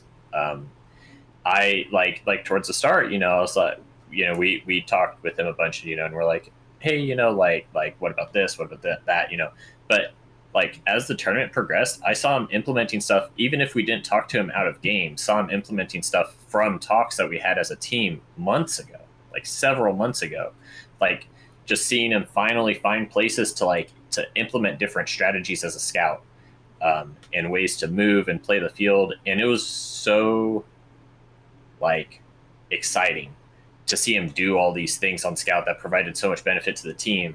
And like, it was such an explosive growth seeing him play scout day 1 to like finals. It got to the point where I didn't even have anything to say to him after the game. I'm like, yeah, no, like I have no further expectations of you. You were where I wanted you to be. You're moving where I want you to move. You know, you're not doing basic scout mistakes. You know, you're not sitting on 3 hits. You're not even things that like good experienced scout players do from time to time. I just wasn't seeing from him. And I'm like, you're doing a great job. And he was so quick to like listen to the team and stuff. Very impressive. So, you know, that's a cool thing. I know I ranked us 3rd coming in. I think I definitely was. And I think maybe a lot of us were very surprised and blown away by just the level that all the players showing up elevated to. They're such a high level of play. I don't feel bad about a 5th place finish. I'm happy to beat Syracuse. Heck, those guys. But no, I mean, it was a good showing. Everyone showed up and played really good laser tag. I don't feel like I don't feel like we threw. I don't feel like we, you know, fell off a cliff or anything. I think we showed up and played laser tag and placed where we placed. So, not upset about it. No matter how much I wanted to, you know, win everything, because everyone does. Oh, of course. No, you have a great attitude about it. Yeah, you came in just I just commend that everyone on your team wanted to learn and grow. That was one of your original goals I think you intentionally went out of your way to pick players who like maybe get overlooked or didn't have a like would get put in a position where they wouldn't get to grow as much, but you wanted everyone to actually have an opportunity to be part of those team conversations, to contribute their ideas. And I think it's part of why your players showed such like passion and loyalty. Like I think everyone really believed in your team and it wasn't tilting in on itself out of just like despising each other. And that isn't always the case. That's not always a given. So I commend yourself for that too. One more thing before we move on that I want to say about my team is I am so grateful they let me try so many weird things. I'm so happy about that. I'm like, okay, I have an idea, but it's kind of weird. They're like, why are you even warning us? Just out with it already. Like, come on, what are we doing? We did some weird stuff, and I'm glad that we got to try it and run it. It's nice to have a team that's willing to do things. You know, I feel like a lot of teams are so focused on winning, they just want to keep drilling. They're like, no, everyone just has to play better. Why do we need to change things up? But that was really nice and kind of refreshing, you know, to have a team that's so open to ideas. All right, speaking of guys that we heck, Syracuse came in 6th place, which, as we're talking about all these teams that were like so amazing the way they came out, I think it's just really weird to say Syracuse came in 6th place because these guys are also amazing players. What did we say originally, Nolan? And I know that with the Beans injury there was a change. Yeah. So originally you had them at 4th. Aiden had them at 5th. Snuffles, you had them at 4th as well. I had them in 6th. The consensus was 4th overall. After the injury, all three of you guys changed their positions. Actually, take that back. Luke and Aiden, you both changed them to 6th, agreeing with me, and Dallin, you put them in 5th. So the overall consensus was 6th place. Man, go ahead. Yeah, no, I think I think really the problems that we saw with this team with the Beans injury wasn't that they don't have skill. I think for me at least, a lot of it was that Beans just brought reliability and stability to the team. He's always been kind of a pillar player for Syracuse, and having that pillar crumble, I just figured, you know, with the flaws that I saw coming from Loveland B being a B team, the things that I expected to see them falter on, I still knew that they had the arena experience, they had the knowledge, they had the skill and talent to exploit those weaknesses, and so they did just that. They did an excellent job of taking advantage of all the weaknesses in Syracuse with them losing Beans. And then even with Syracuse bringing Beans back on, him being injured, you know, very much weakening the strength of the team. It's unfortunate we didn't get to see Syracuse play at their best. But all in all, I think it was just a really rough tournament. It's very strong players, and I think it just goes to show the level at which the play has escalated, because that Syracuse team, I believe, is pretty close to the strength of the Syracuse team that came out in 2015 and took 3rd. So for them to drop from a 3rd place finish to a 6th place finish, I think just goes to show how much everyone else has progressed and leveled up in their play, especially with Brisbane not being here. You know, like seeing all these U.S. teams elevate to that level is very, very cool and interesting. But unfortunately, Syracuse just wasn't able to pull it together in time in order to make a comeback in finals. Kind of backpacking off of what Aiden just said, I think a big reason why this team placed so low is due to the fact that all the teams above them, I think, just have so much more experience in the arena compared to them in recent times. I mean, it's where we all go for Megas member nights. And on top of that, I think it's that they have played just a lot less tournaments for the most part recently compared to the other players from the teams above them. I think that was the biggest thing, because there's so many times where like they'd be playing a game and they'd be doing well, and then they'd lose, and it's like, oh, if they knew these couple things to do differently, like they could have won this game. And I think just the lack of experience in the arena and playing recently just showed in that. Yeah, I want to personally thank Beans for injuring himself and making his team place a little bit lower maybe than expected, so it makes my sixth place look a little better. But I think I fully agree with you, Snuffles. I think this team super struggled playing in this arena. I wasn't gonna tell them in person what I think they should do, but I think there was a number of like positional errors that were made almost every game by the resupplies, by the front line, by the back. It's just like people are not.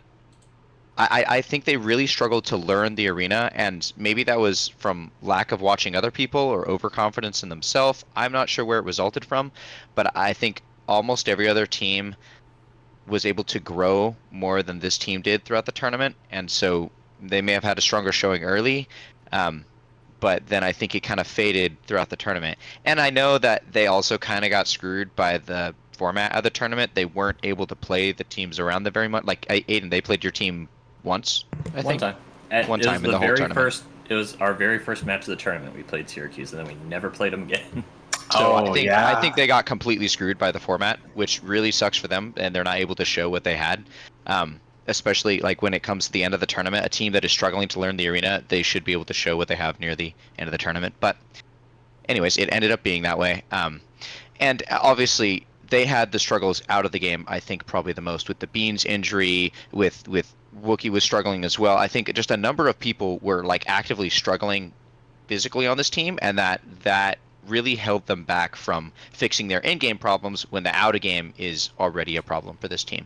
That being said, though, I think they had a number of really strong points on this team. We already mentioned Cody earlier. I kind of want to shout out Jackal. While I don't agree with his positioning as medic, I think he was a little bit too hidden in corners. It was really hard to find and kill this guy. Like almost every game where they are like super struggling, the team's all over the place, people are dying left and right, and then he's like in a corner with like most of his lives, and he's still fine. Yeah, like he did his job. They told him, hey, you need to not die and stay in the corner, and that's what he did, and he did it to the peak.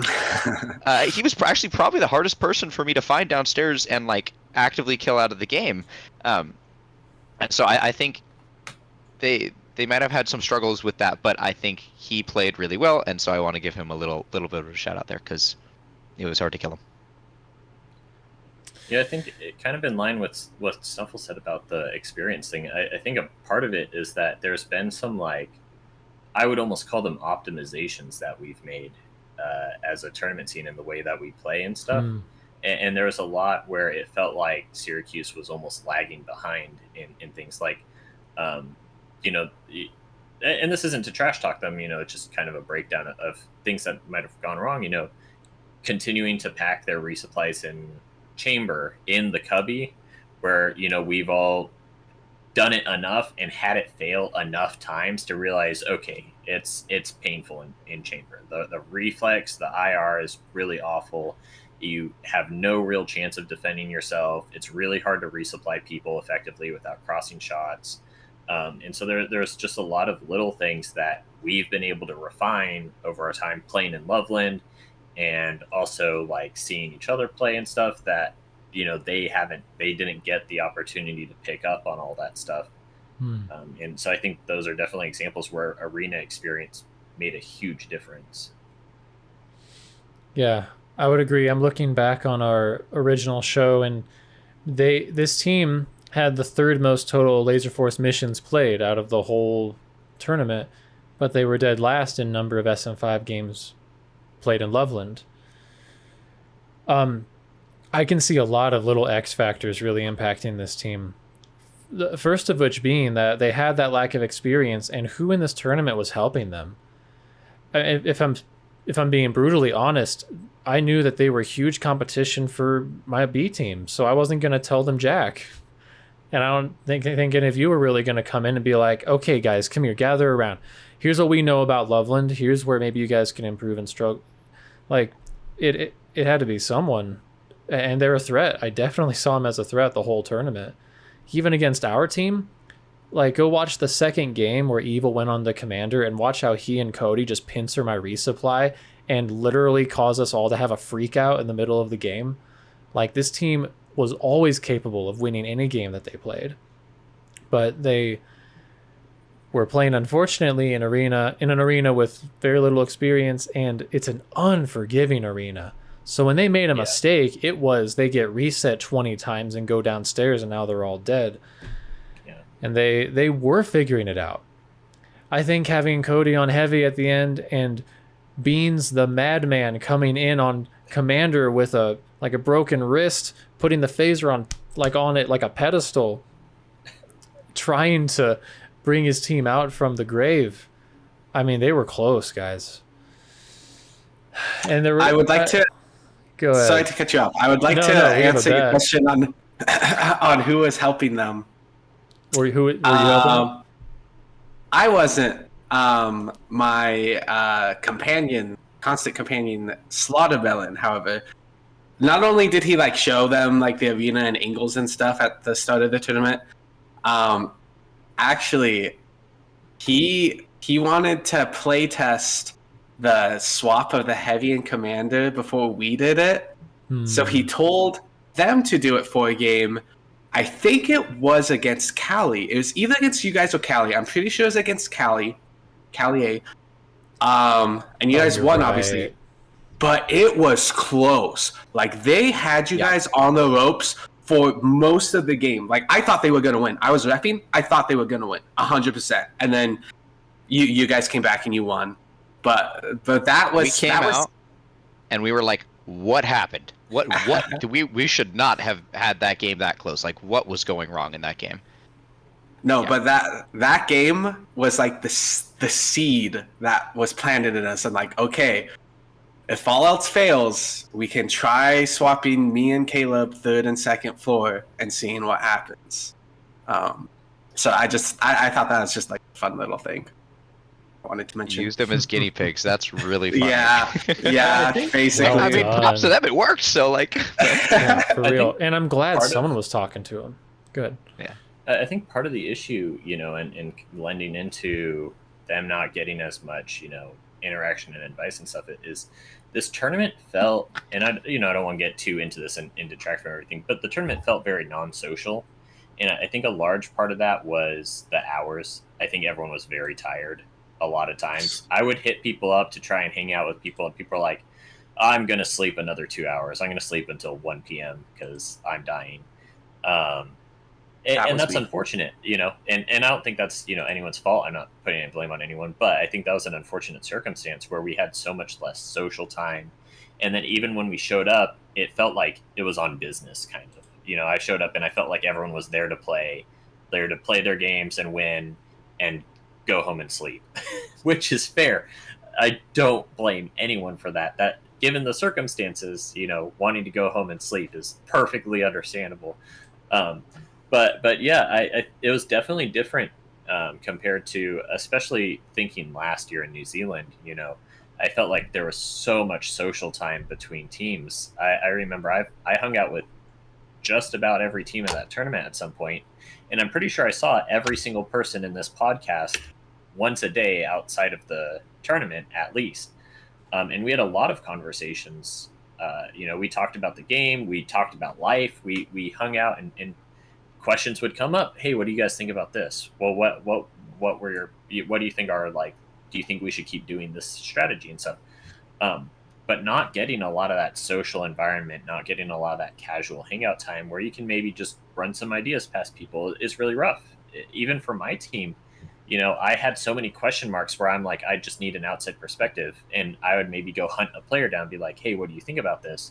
But not having a nice, relaxed environment where we have an hour or two to kick it and we're all hanging out and just running stuff by each other. It was definitely a stark contrast from last year. And I think that's very unfortunate. I think that something like that could have benefited, especially, bottom 4 teams being able to run stuff past the top teams and maybe get some feedback.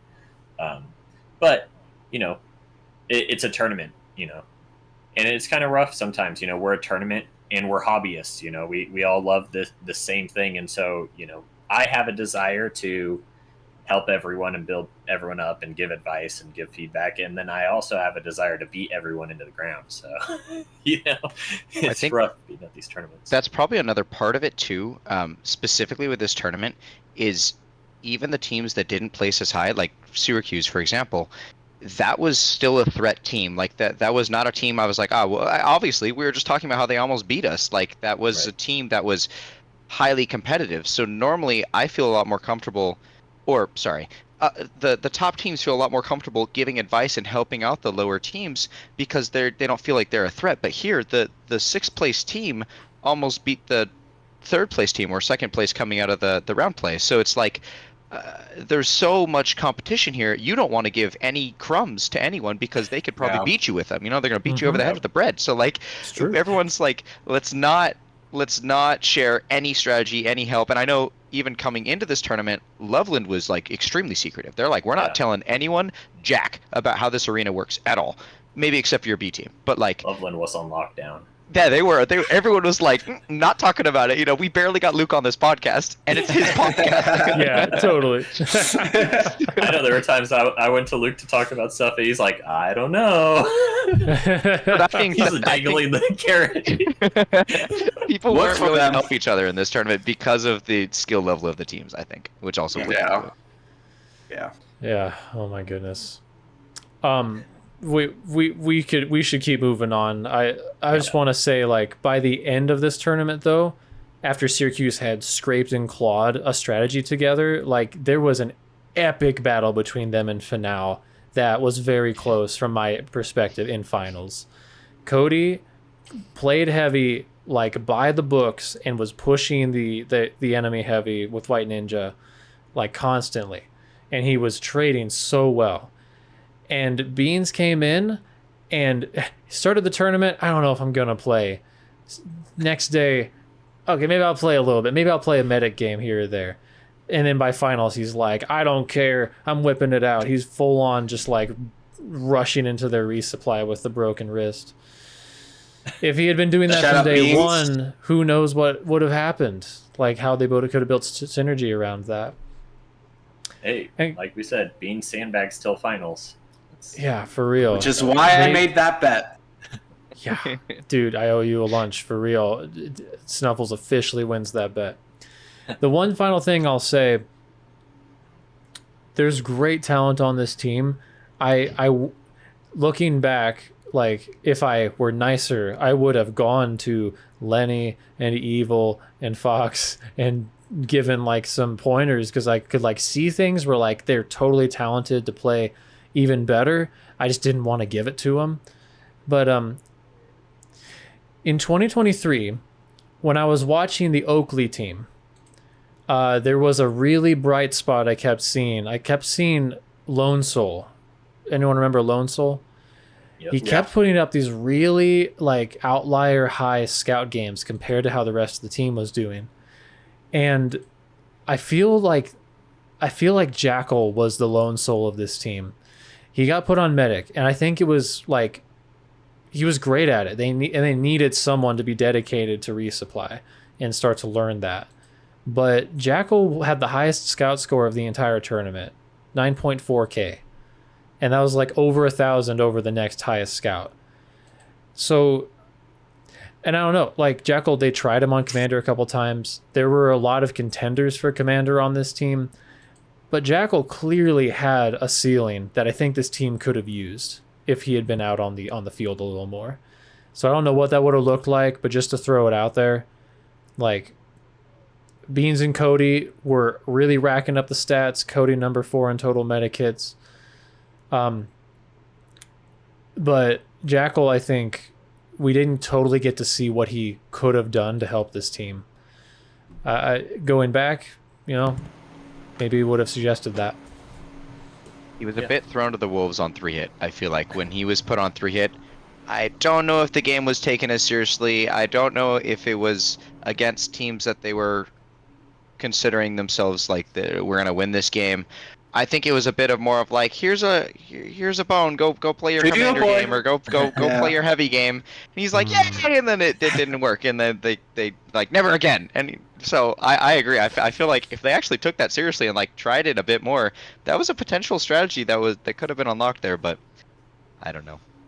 I think it too is partially a product of circumstance. He definitely had his issues at the start of the tournament, which is a thing that every player would have. But they had so many things to figure out and address that I think they didn't want to have another one in the pile when they were like, okay, we're putting him on medic. He's moving well. He's playing well. This is working. We can leave this be and not touch it. And That's a really figure good point. the other things out. Which that sucks, especially. I mean, it seemed like he had a good time, but it's rough not being given that chance. But that's the way it goes in a competitive setting. You have to. There's so many choices you have to make, and you have to figure out what your priorities are. And if that's something that made figuring the game out easier for them, then sometimes that's just the route you take. Yeah. All right, let's move on to the St. George Sunbeams, who came in at number 7. What were the consensus rankings on that? We were all wrong, all down the line. 8, 8, 8, 8, 8, 8. Consensus 8, and then post changes 8. No changes. Yeah. This was a surprise to me. Really, I mean, I know they didn't actually place higher than 7th, like they still were in that bracket, but I was incredibly impressed by this team. Yeah. I think if I can open up, and to shout a player out, I think that the thing that really elevated this team into being able to be competitive was Vulcan stepped up so much. Seeing him the first time out in Loveland, I was like, oh man, they're taking a brand new player. They're going to have to babysit him. He's not going to be able to do anything. He's going to be a huge liability. And players like Rhea and Phantom are going to be able to take advantage of that. He showed up and he played laser tag. He was like, by no means was he a top tier player who would expect him to be, at that experience level. But he showed up and he really played SM5. He knew what his role was. He knew what he was supposed to be doing. He was positioning way better. He was getting people in the back. He was moving when he needed to move. He wasn't just sitting there being a free reset for the 3 hits. It was a huge improvement. And I think him actually being able to elevate to actually being at a competitive level gave his team so much more freedom and allowed them to do the things that they were good at. And I think that was such a big game changer for them. I would agree. Leading up to the tournament, we were a bit brutally honest with them. We thought honesty is like the best policy, whatever. And when I talked to Vulcan, we all did, and we told him like, hey, you're gonna get beat up and destroyed this tournament. That's gonna happen. Like, you are gonna feel useless day one, straight up. But if you can hold on, you can get better, and it will go a lot better for you. And he heard this, but he was still confident. He was like, yes, I know I am going to be, like, I am the liability. But I think like, going in, I think I'll do well. And then day one happens, and oh my gosh, just looking at him, he seemed so defeated and so just down about it. And I approached him to talk to him. He's just like slumped in a lobby chair. I was like, hey, how you doing? And he was like, you guys were telling me I'm going to get destroyed. And I didn't really believe it that much. But oh my gosh, this is so much tougher than I could have possibly imagined. And after that, I tried cheering him up. Everyone did. And I was very concerned after that. But he came in day 2, happy as a clam, focused, ready to do whatever, and like the mental resilience showed. He did so much better than I or anyone else was expecting towards the end. I'm super proud of him and all of the Sunbeams for overcoming that 8th place, because I think even the resupply, they all picked them to be last. So, yeah, I'm just super proud of them. Yeah, I'm proud too. Yeah, Go ahead, Nolan. all you. Okay. Um, I think coming into this tournament, Rockwood in my head is a very inconsistent player. I'm like, this dude can pop off some games and just like do nothing other games. And he didn't show any of that this tournament. He played. He was like we were saying, coming to this tournament, he has to step up and become a leader for the team. And he did. I feel like him and Sadie were excellent for their new players in this team. They were like, hey, we're going to try every game, even if it's against a team that we're expected to lose to. We're going to be trying our hardest. We're going to be communicating. We're not going to be giving up. And I think like he really stepped into the role of a necessary in-game leader and out of game as well. And I felt like this team was so close to really taking another like massive step up. They had the one distinct struggle almost every game of their resupplies would get separated from their 3 hits and they couldn't recover. And that happened in like half of their games. And I know they identified the problem. They knew it was a problem. They just were unable to fix it. And I felt like if they were able to just get over that one little hump of how do we get the resupplies back connected to our 3 hits when we retake a spot, they could have really like maybe even gone up a couple places in this tournament because they had the skills in other parts of the game. You'd see it in game. They'd take 3rd floor, they'd take 2nd floor, they'd recover downstairs, and then it would just fall apart every single time. And I think it was really, really frustrating for them. And watching these players come out of the game, and they're just like, we had it. What happened? Like every single time. That was really, I think, disappointing to watch. But they were able to have those high moments in almost every game. And I think that's why they came in 7th over the 8th place team is the high moments were able to carry them to a couple wins and a couple close games that ended up in losses.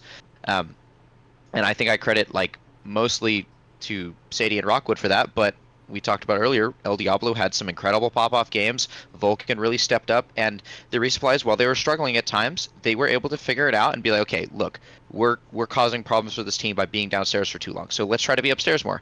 Okay, we're causing problems here. So they were able to slowly adapt their issues and work through it until it became comfortable enough that they're able to take some wins and come in 7th. So I credit them for like adapting and doing the best with what they could, and it was just that one hurdle that really took them down. Yeah, I think one thing that helped too, we talked before the tournament about how, they needed to make sure that they could work things out to get people in comfortable places. And I think as they figured that out and got people in positions that they're more comfortable, particularly like the resupply, and then like getting Grack into Scout.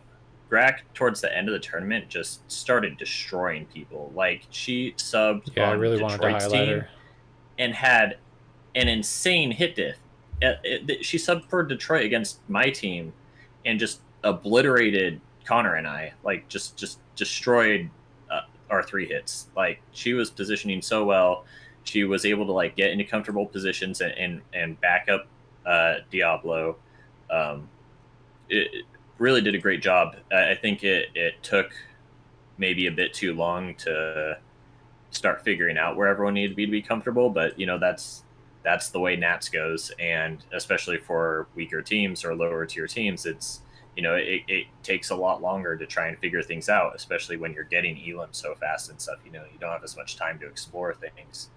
So, but I definitely think that them getting everyone into more comfortable positions was a huge highlight for them. I think that really elevated them towards the end of the tournament.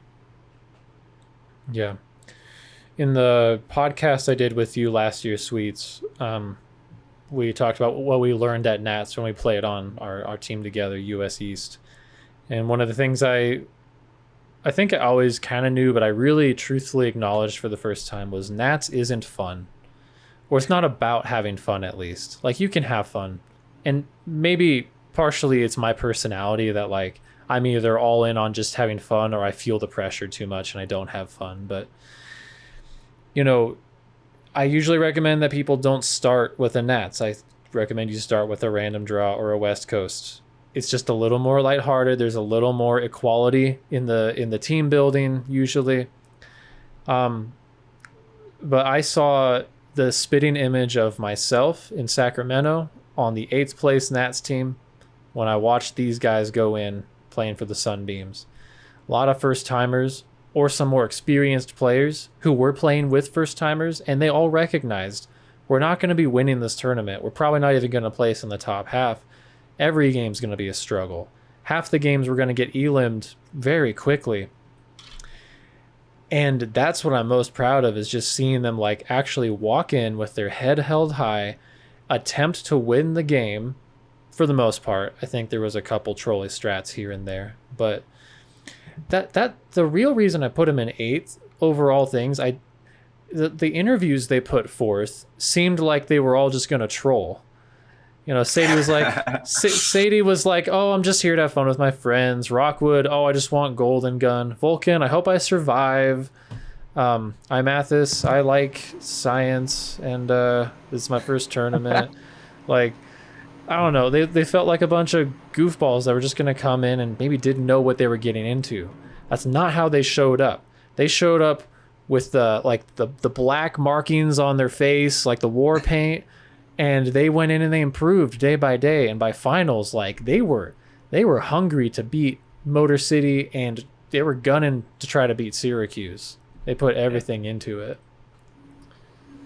I think that's something where we kind of landed right on the mark. You know, we talked before during the power ranking show. We said that this team had the potential to elevate if they're able to buckle down, take the losses, observe everyone, and learn what they can and figure out their positions and have clear leadership for the team. And they hit all those check boxes and bumped themselves up above Motor City. I think it went pretty much right to the book of what we discussed. Yeah. Yeah. I'm impressed with every individual player, and I do want to shout out the Kraken as well. I think she deserves a lot of credit to step in where this team really needed her when they had a last-minute drop. And I don't know how to say this like here on the pod. Like, I don't think it's the right place to really talk about this, but there were some issues with her getting to play on the team or playing the role that she needed to play in finals. And she stuck with it, and she put up like the second highest and the third highest scores on her team when they played Syracuse. I really credit Grack for her maturity and her ability to come in and fill the roles that she needed to on this team. And I hope the team is grateful for her.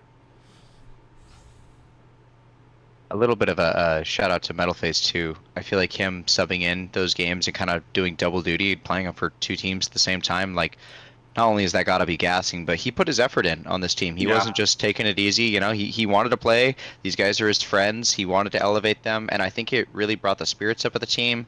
And just they're like, oh, look at another player that we could play with and get some different perspective, different experience with. And he gave it his all playing with them. And so I think it helped this team significantly. I think he only played like a third of the games or something like that with them, and Kraken played the rest of them. But I think both of those players, regardless of which one was playing, were both like quite good for this team. So credit. Yeah, 100%. Because leading into the tournament, what Bolton was most excited for was playing with Logan. They're very close outside of the game. And so when Tandor dropped and we pulled Metal Face, that really put him down in the dumps and made him question if he still even wanted to play in the tournament.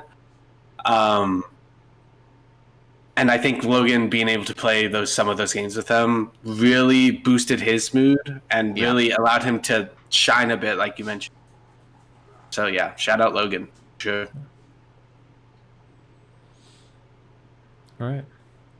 Why don't we move on to the final team, the Detroit Motor City Mutts? I believe, I think I know we all put them at 7th, both all the way times, across the board. And they ended up 8th. First. And unfortunately, I think they were 0-pointed, even through finals. I almost feel responsible to start because they were my dark horse team.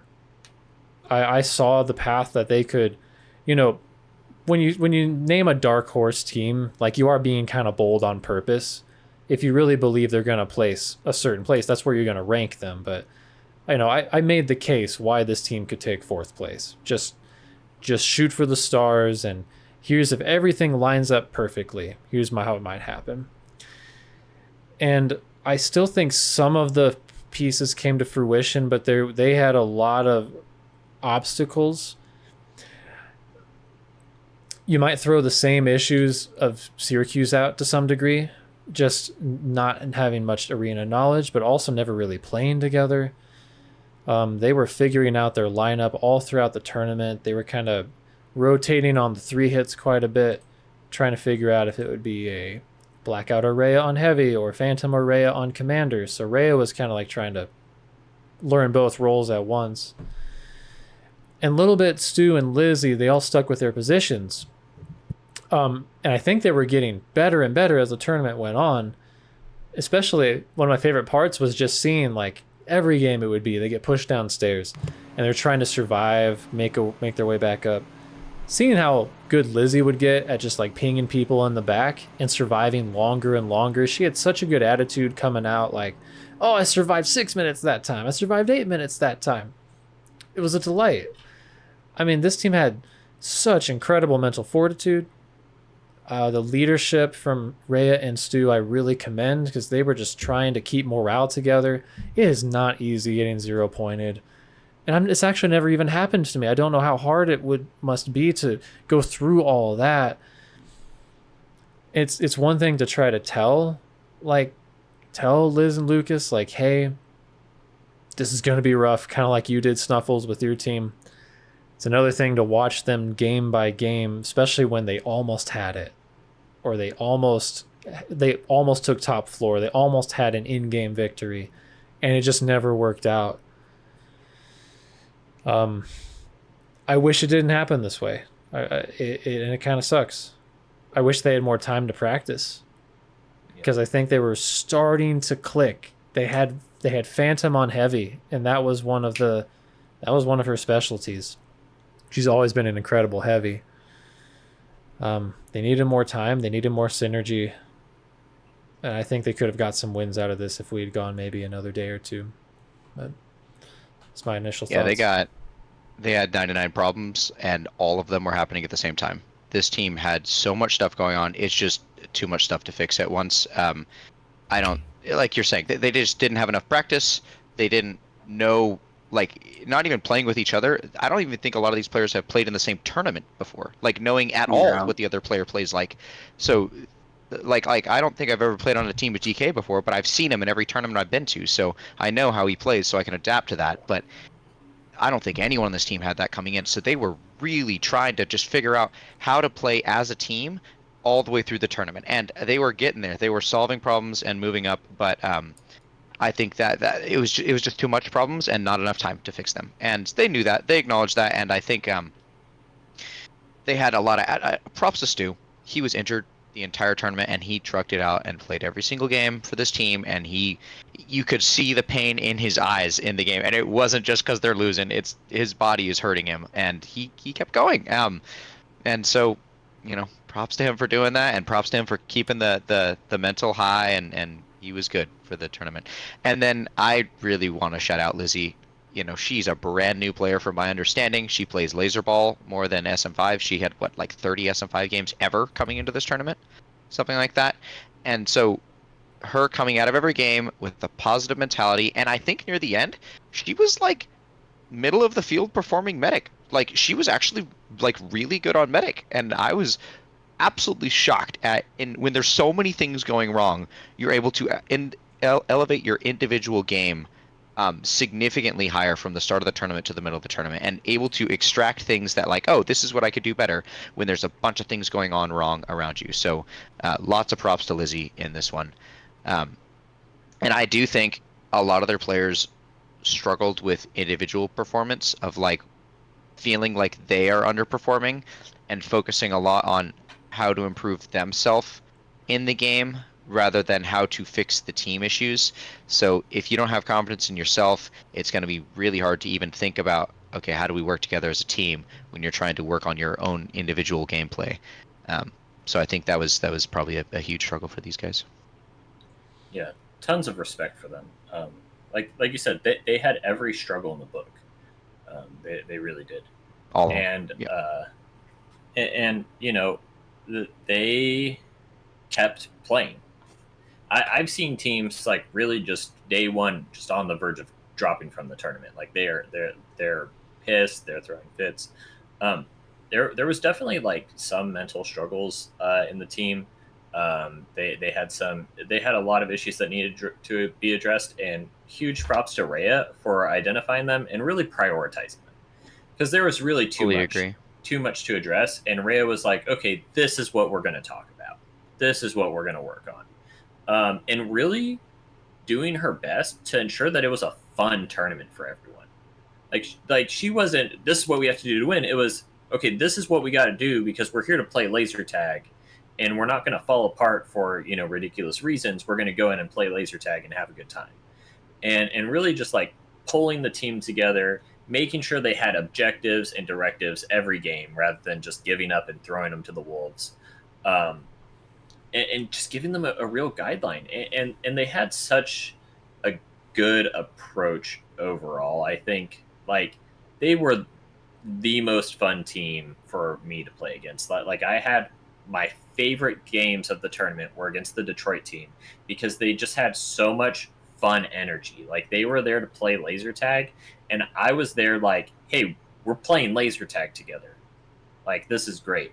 Like even if I was on the losing end of it, I think just their energy was just infectious in the arena, and it was really cool seeing how they pulled everything together, and their attitude towards all the other players in the tournament. You know, they weren't getting upset when they needed a sub, and Grack stepped in and subbed for them and played scout. They welcomed her so quickly and just said, "What do you want to do?" and threw her in and did their best to play around her and give her options and make sure that she was integrated in the team and having a good time as well, not just somebody a pawn to fill a gap in the team. You know, really just great attitudes all around, and once again, just huge props to Rhea for the way that she managed the team.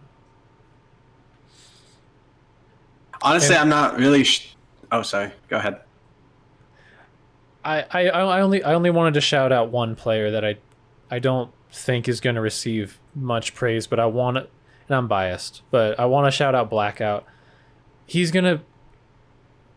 People know what happened. You know, that's what people are going to remember mainly when they think about Blackout this tournament, was just some of the struggles he had with accepting, like, not being able to win the games. But this dude, he nearly made the B team. He nearly was on finale, and he coped with that, came and played on this team anyway. And what really impressed me was the way that he would step up on the heavy role against these top tier players, and he would play the meta and even be pushing people downstairs. He would get these huge reset chains and do so well for his team in such an impossible situation. I want the effort that he put into this team to be known. He was right behind Do Not Pass Go, like 0.3 MVP behind him in heavy.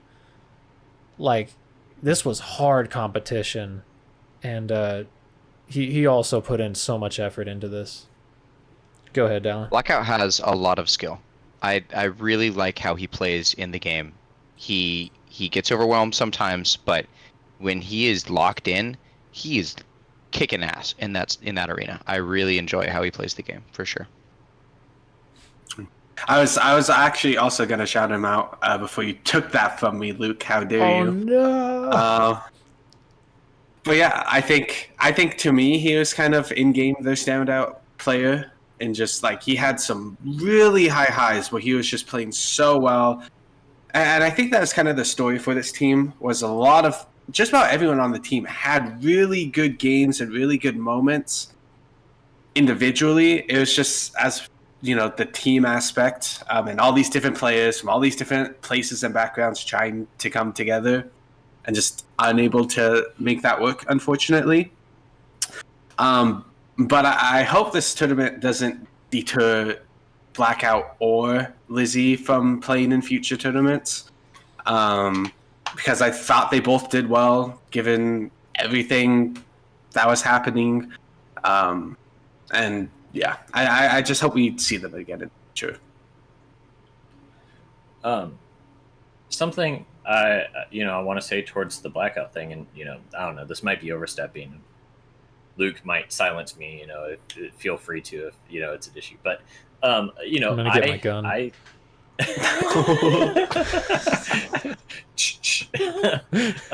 No, I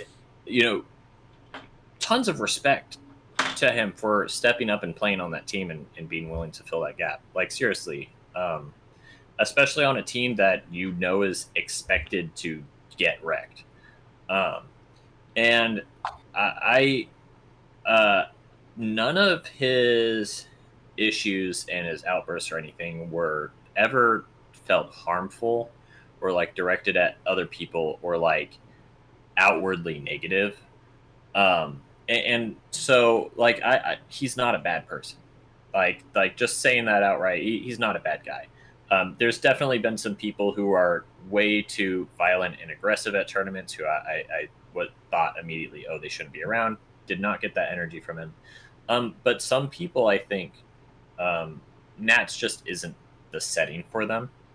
And I think, this might be the case with Blackout, but making it as like a broad statement, there's a lot of other tournament styles. You can play random draws, you can go out to regional tournaments and stuff. And there's a lot of people who retired from nationals because the environment is just too competitive, too aggressive. It can feel very hostile at times even. And so for some people, that's just not the space for them. And so, I just want to say that maybe Nats isn't the right scene for him. And I would love to see him at a smaller scale tournament, at a regional tournament or something. And I don't want to just attach the issues he had at Nats to his identity as a whole and as a player. I think that definitely there's I saw improvement just going out to Mega Members Nights. I remember I went out to one and he had extreme rage issues, and then we went out to another one and he handled it so well. He was so like cool-headed about it. I had really high hopes from going into Nats, but Nats at the end of the day is so overwhelming. It really is for everyone. You could be the best player on the best team. It's an overwhelming and stressful environment. And so, I have hopes that he can show up to a regional tournament and play his heart out and have a good time with everyone. So, well, he went through the same things that the Sunbeams did, the same things that we did when we were the last place team about 7-8 years ago. And I think I exclusively have some of the rights to call out Josiah's name when I say that. You think back to the start of Josiah's career in laser tag and the reputation he built, because he was like 17 and playing in Nats. Like, we don't get to go to war very often in our everyday lives. We don't get to play in a high intensity sport where everyone's trying to destroy you and the teams are blatantly unfair. So I was impressed by the Sunbeams coming out. I was impressed by Liz and Lucas. I was impressed by the whole Motor City Muds, including the vets. Imagine being a world champion, Rhea and Stu, and then going back to helping out these other players and playing on this team to go and get 0-pointed and go through that again. I mean, major character was shown by everyone on both of those last place teams. I know it's not easy, but I do hope that you keep continuing on this journey, and I hope you learn something. All of you, I'm looking into the camera, all of you on these teams, hope you learned something this tournament, because you had to go through something really freaking hard. We were talking about earlier with Vulcan that introducing a new player to Nats is really hard for their first tournament because of how much pressure it is, and because it's a team game, you have pressure not only to perform yourself, but you don't want to let your teammates down. You feel bad, like in the game that I died out early. I'm like, damn, that sucks. I died out early, but I feel more bad that I screwed my team over from winning the game. So putting that pressure on a new player is devastating and could just eliminate them from coming to tournaments in the future. And I kind of want to go back to Azra in this, where she had a lot of confidence issues before, and her first tournament was that fun one that we did over in St. George, and she was on a highly skilled team, and everyone there made sure that she was really comfortable and had a lot of fun, and there was still some confidence struggles. But if that was a Nats, that could have been career ending. but it was just a for fun tournament, and I think at the end she had a really good time, and now she's performing in a NATS like this extremely well.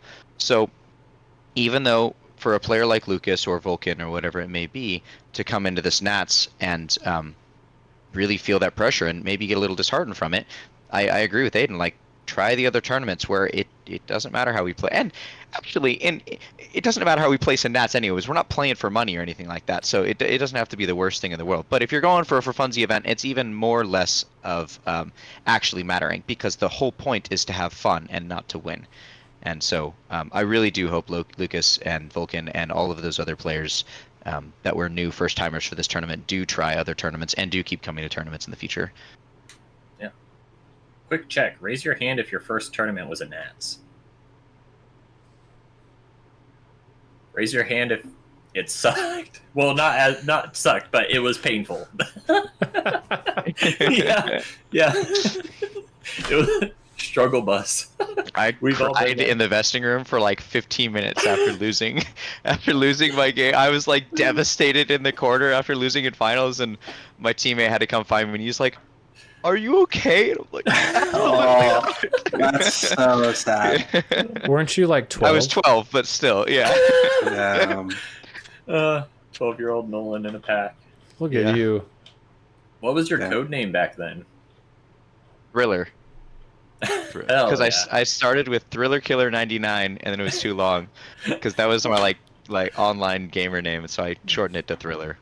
Nice. That's awesome.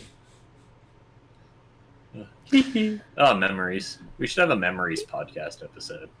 Yeah. I agree. That'd be fun. We should do many more of these. Not with anyone who's old.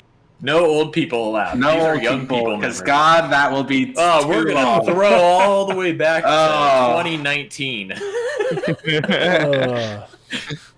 Back in 1992, I wasn't even alive though. Just stop talking. We're gonna go way to the beginning with this one. 2018. Yeah. Ye olden days. Sounds good to me. Amazing. Oh, I want to make fun of the Hall of Fame podcast so much. I'm like, yes, these are such important people that I have no emotional attachment to. When's George Washington going to show up on this list? Oh, yes, this player retired in 1843. Yeah. They played I 2 tournaments ever. I can In a picture high Than school in giving New us Zealand. two middle. I can picture Than giving us 2 middle fingers right now. Yeah. This is going to be on the Friday pod. He's going to be like, oh, yeah, by the way, everyone on Luke's podcast.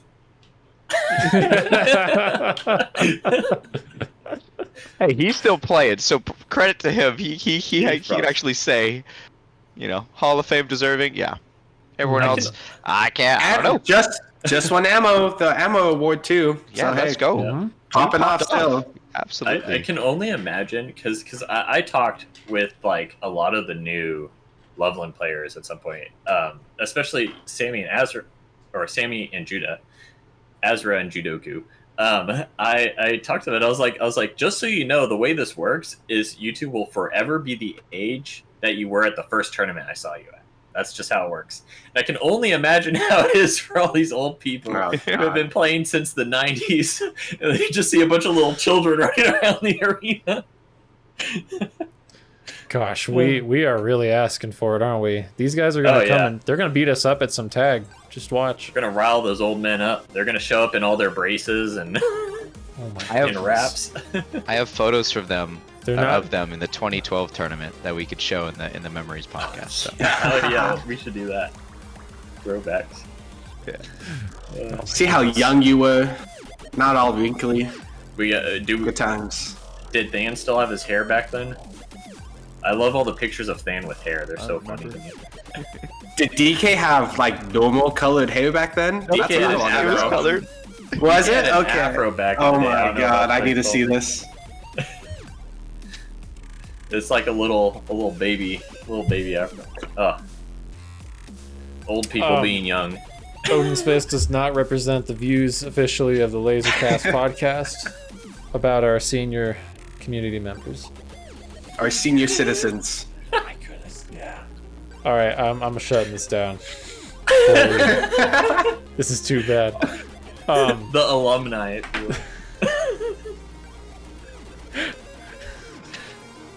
I hope you all have a good night. We'll be back with more of this crap next time. Bye.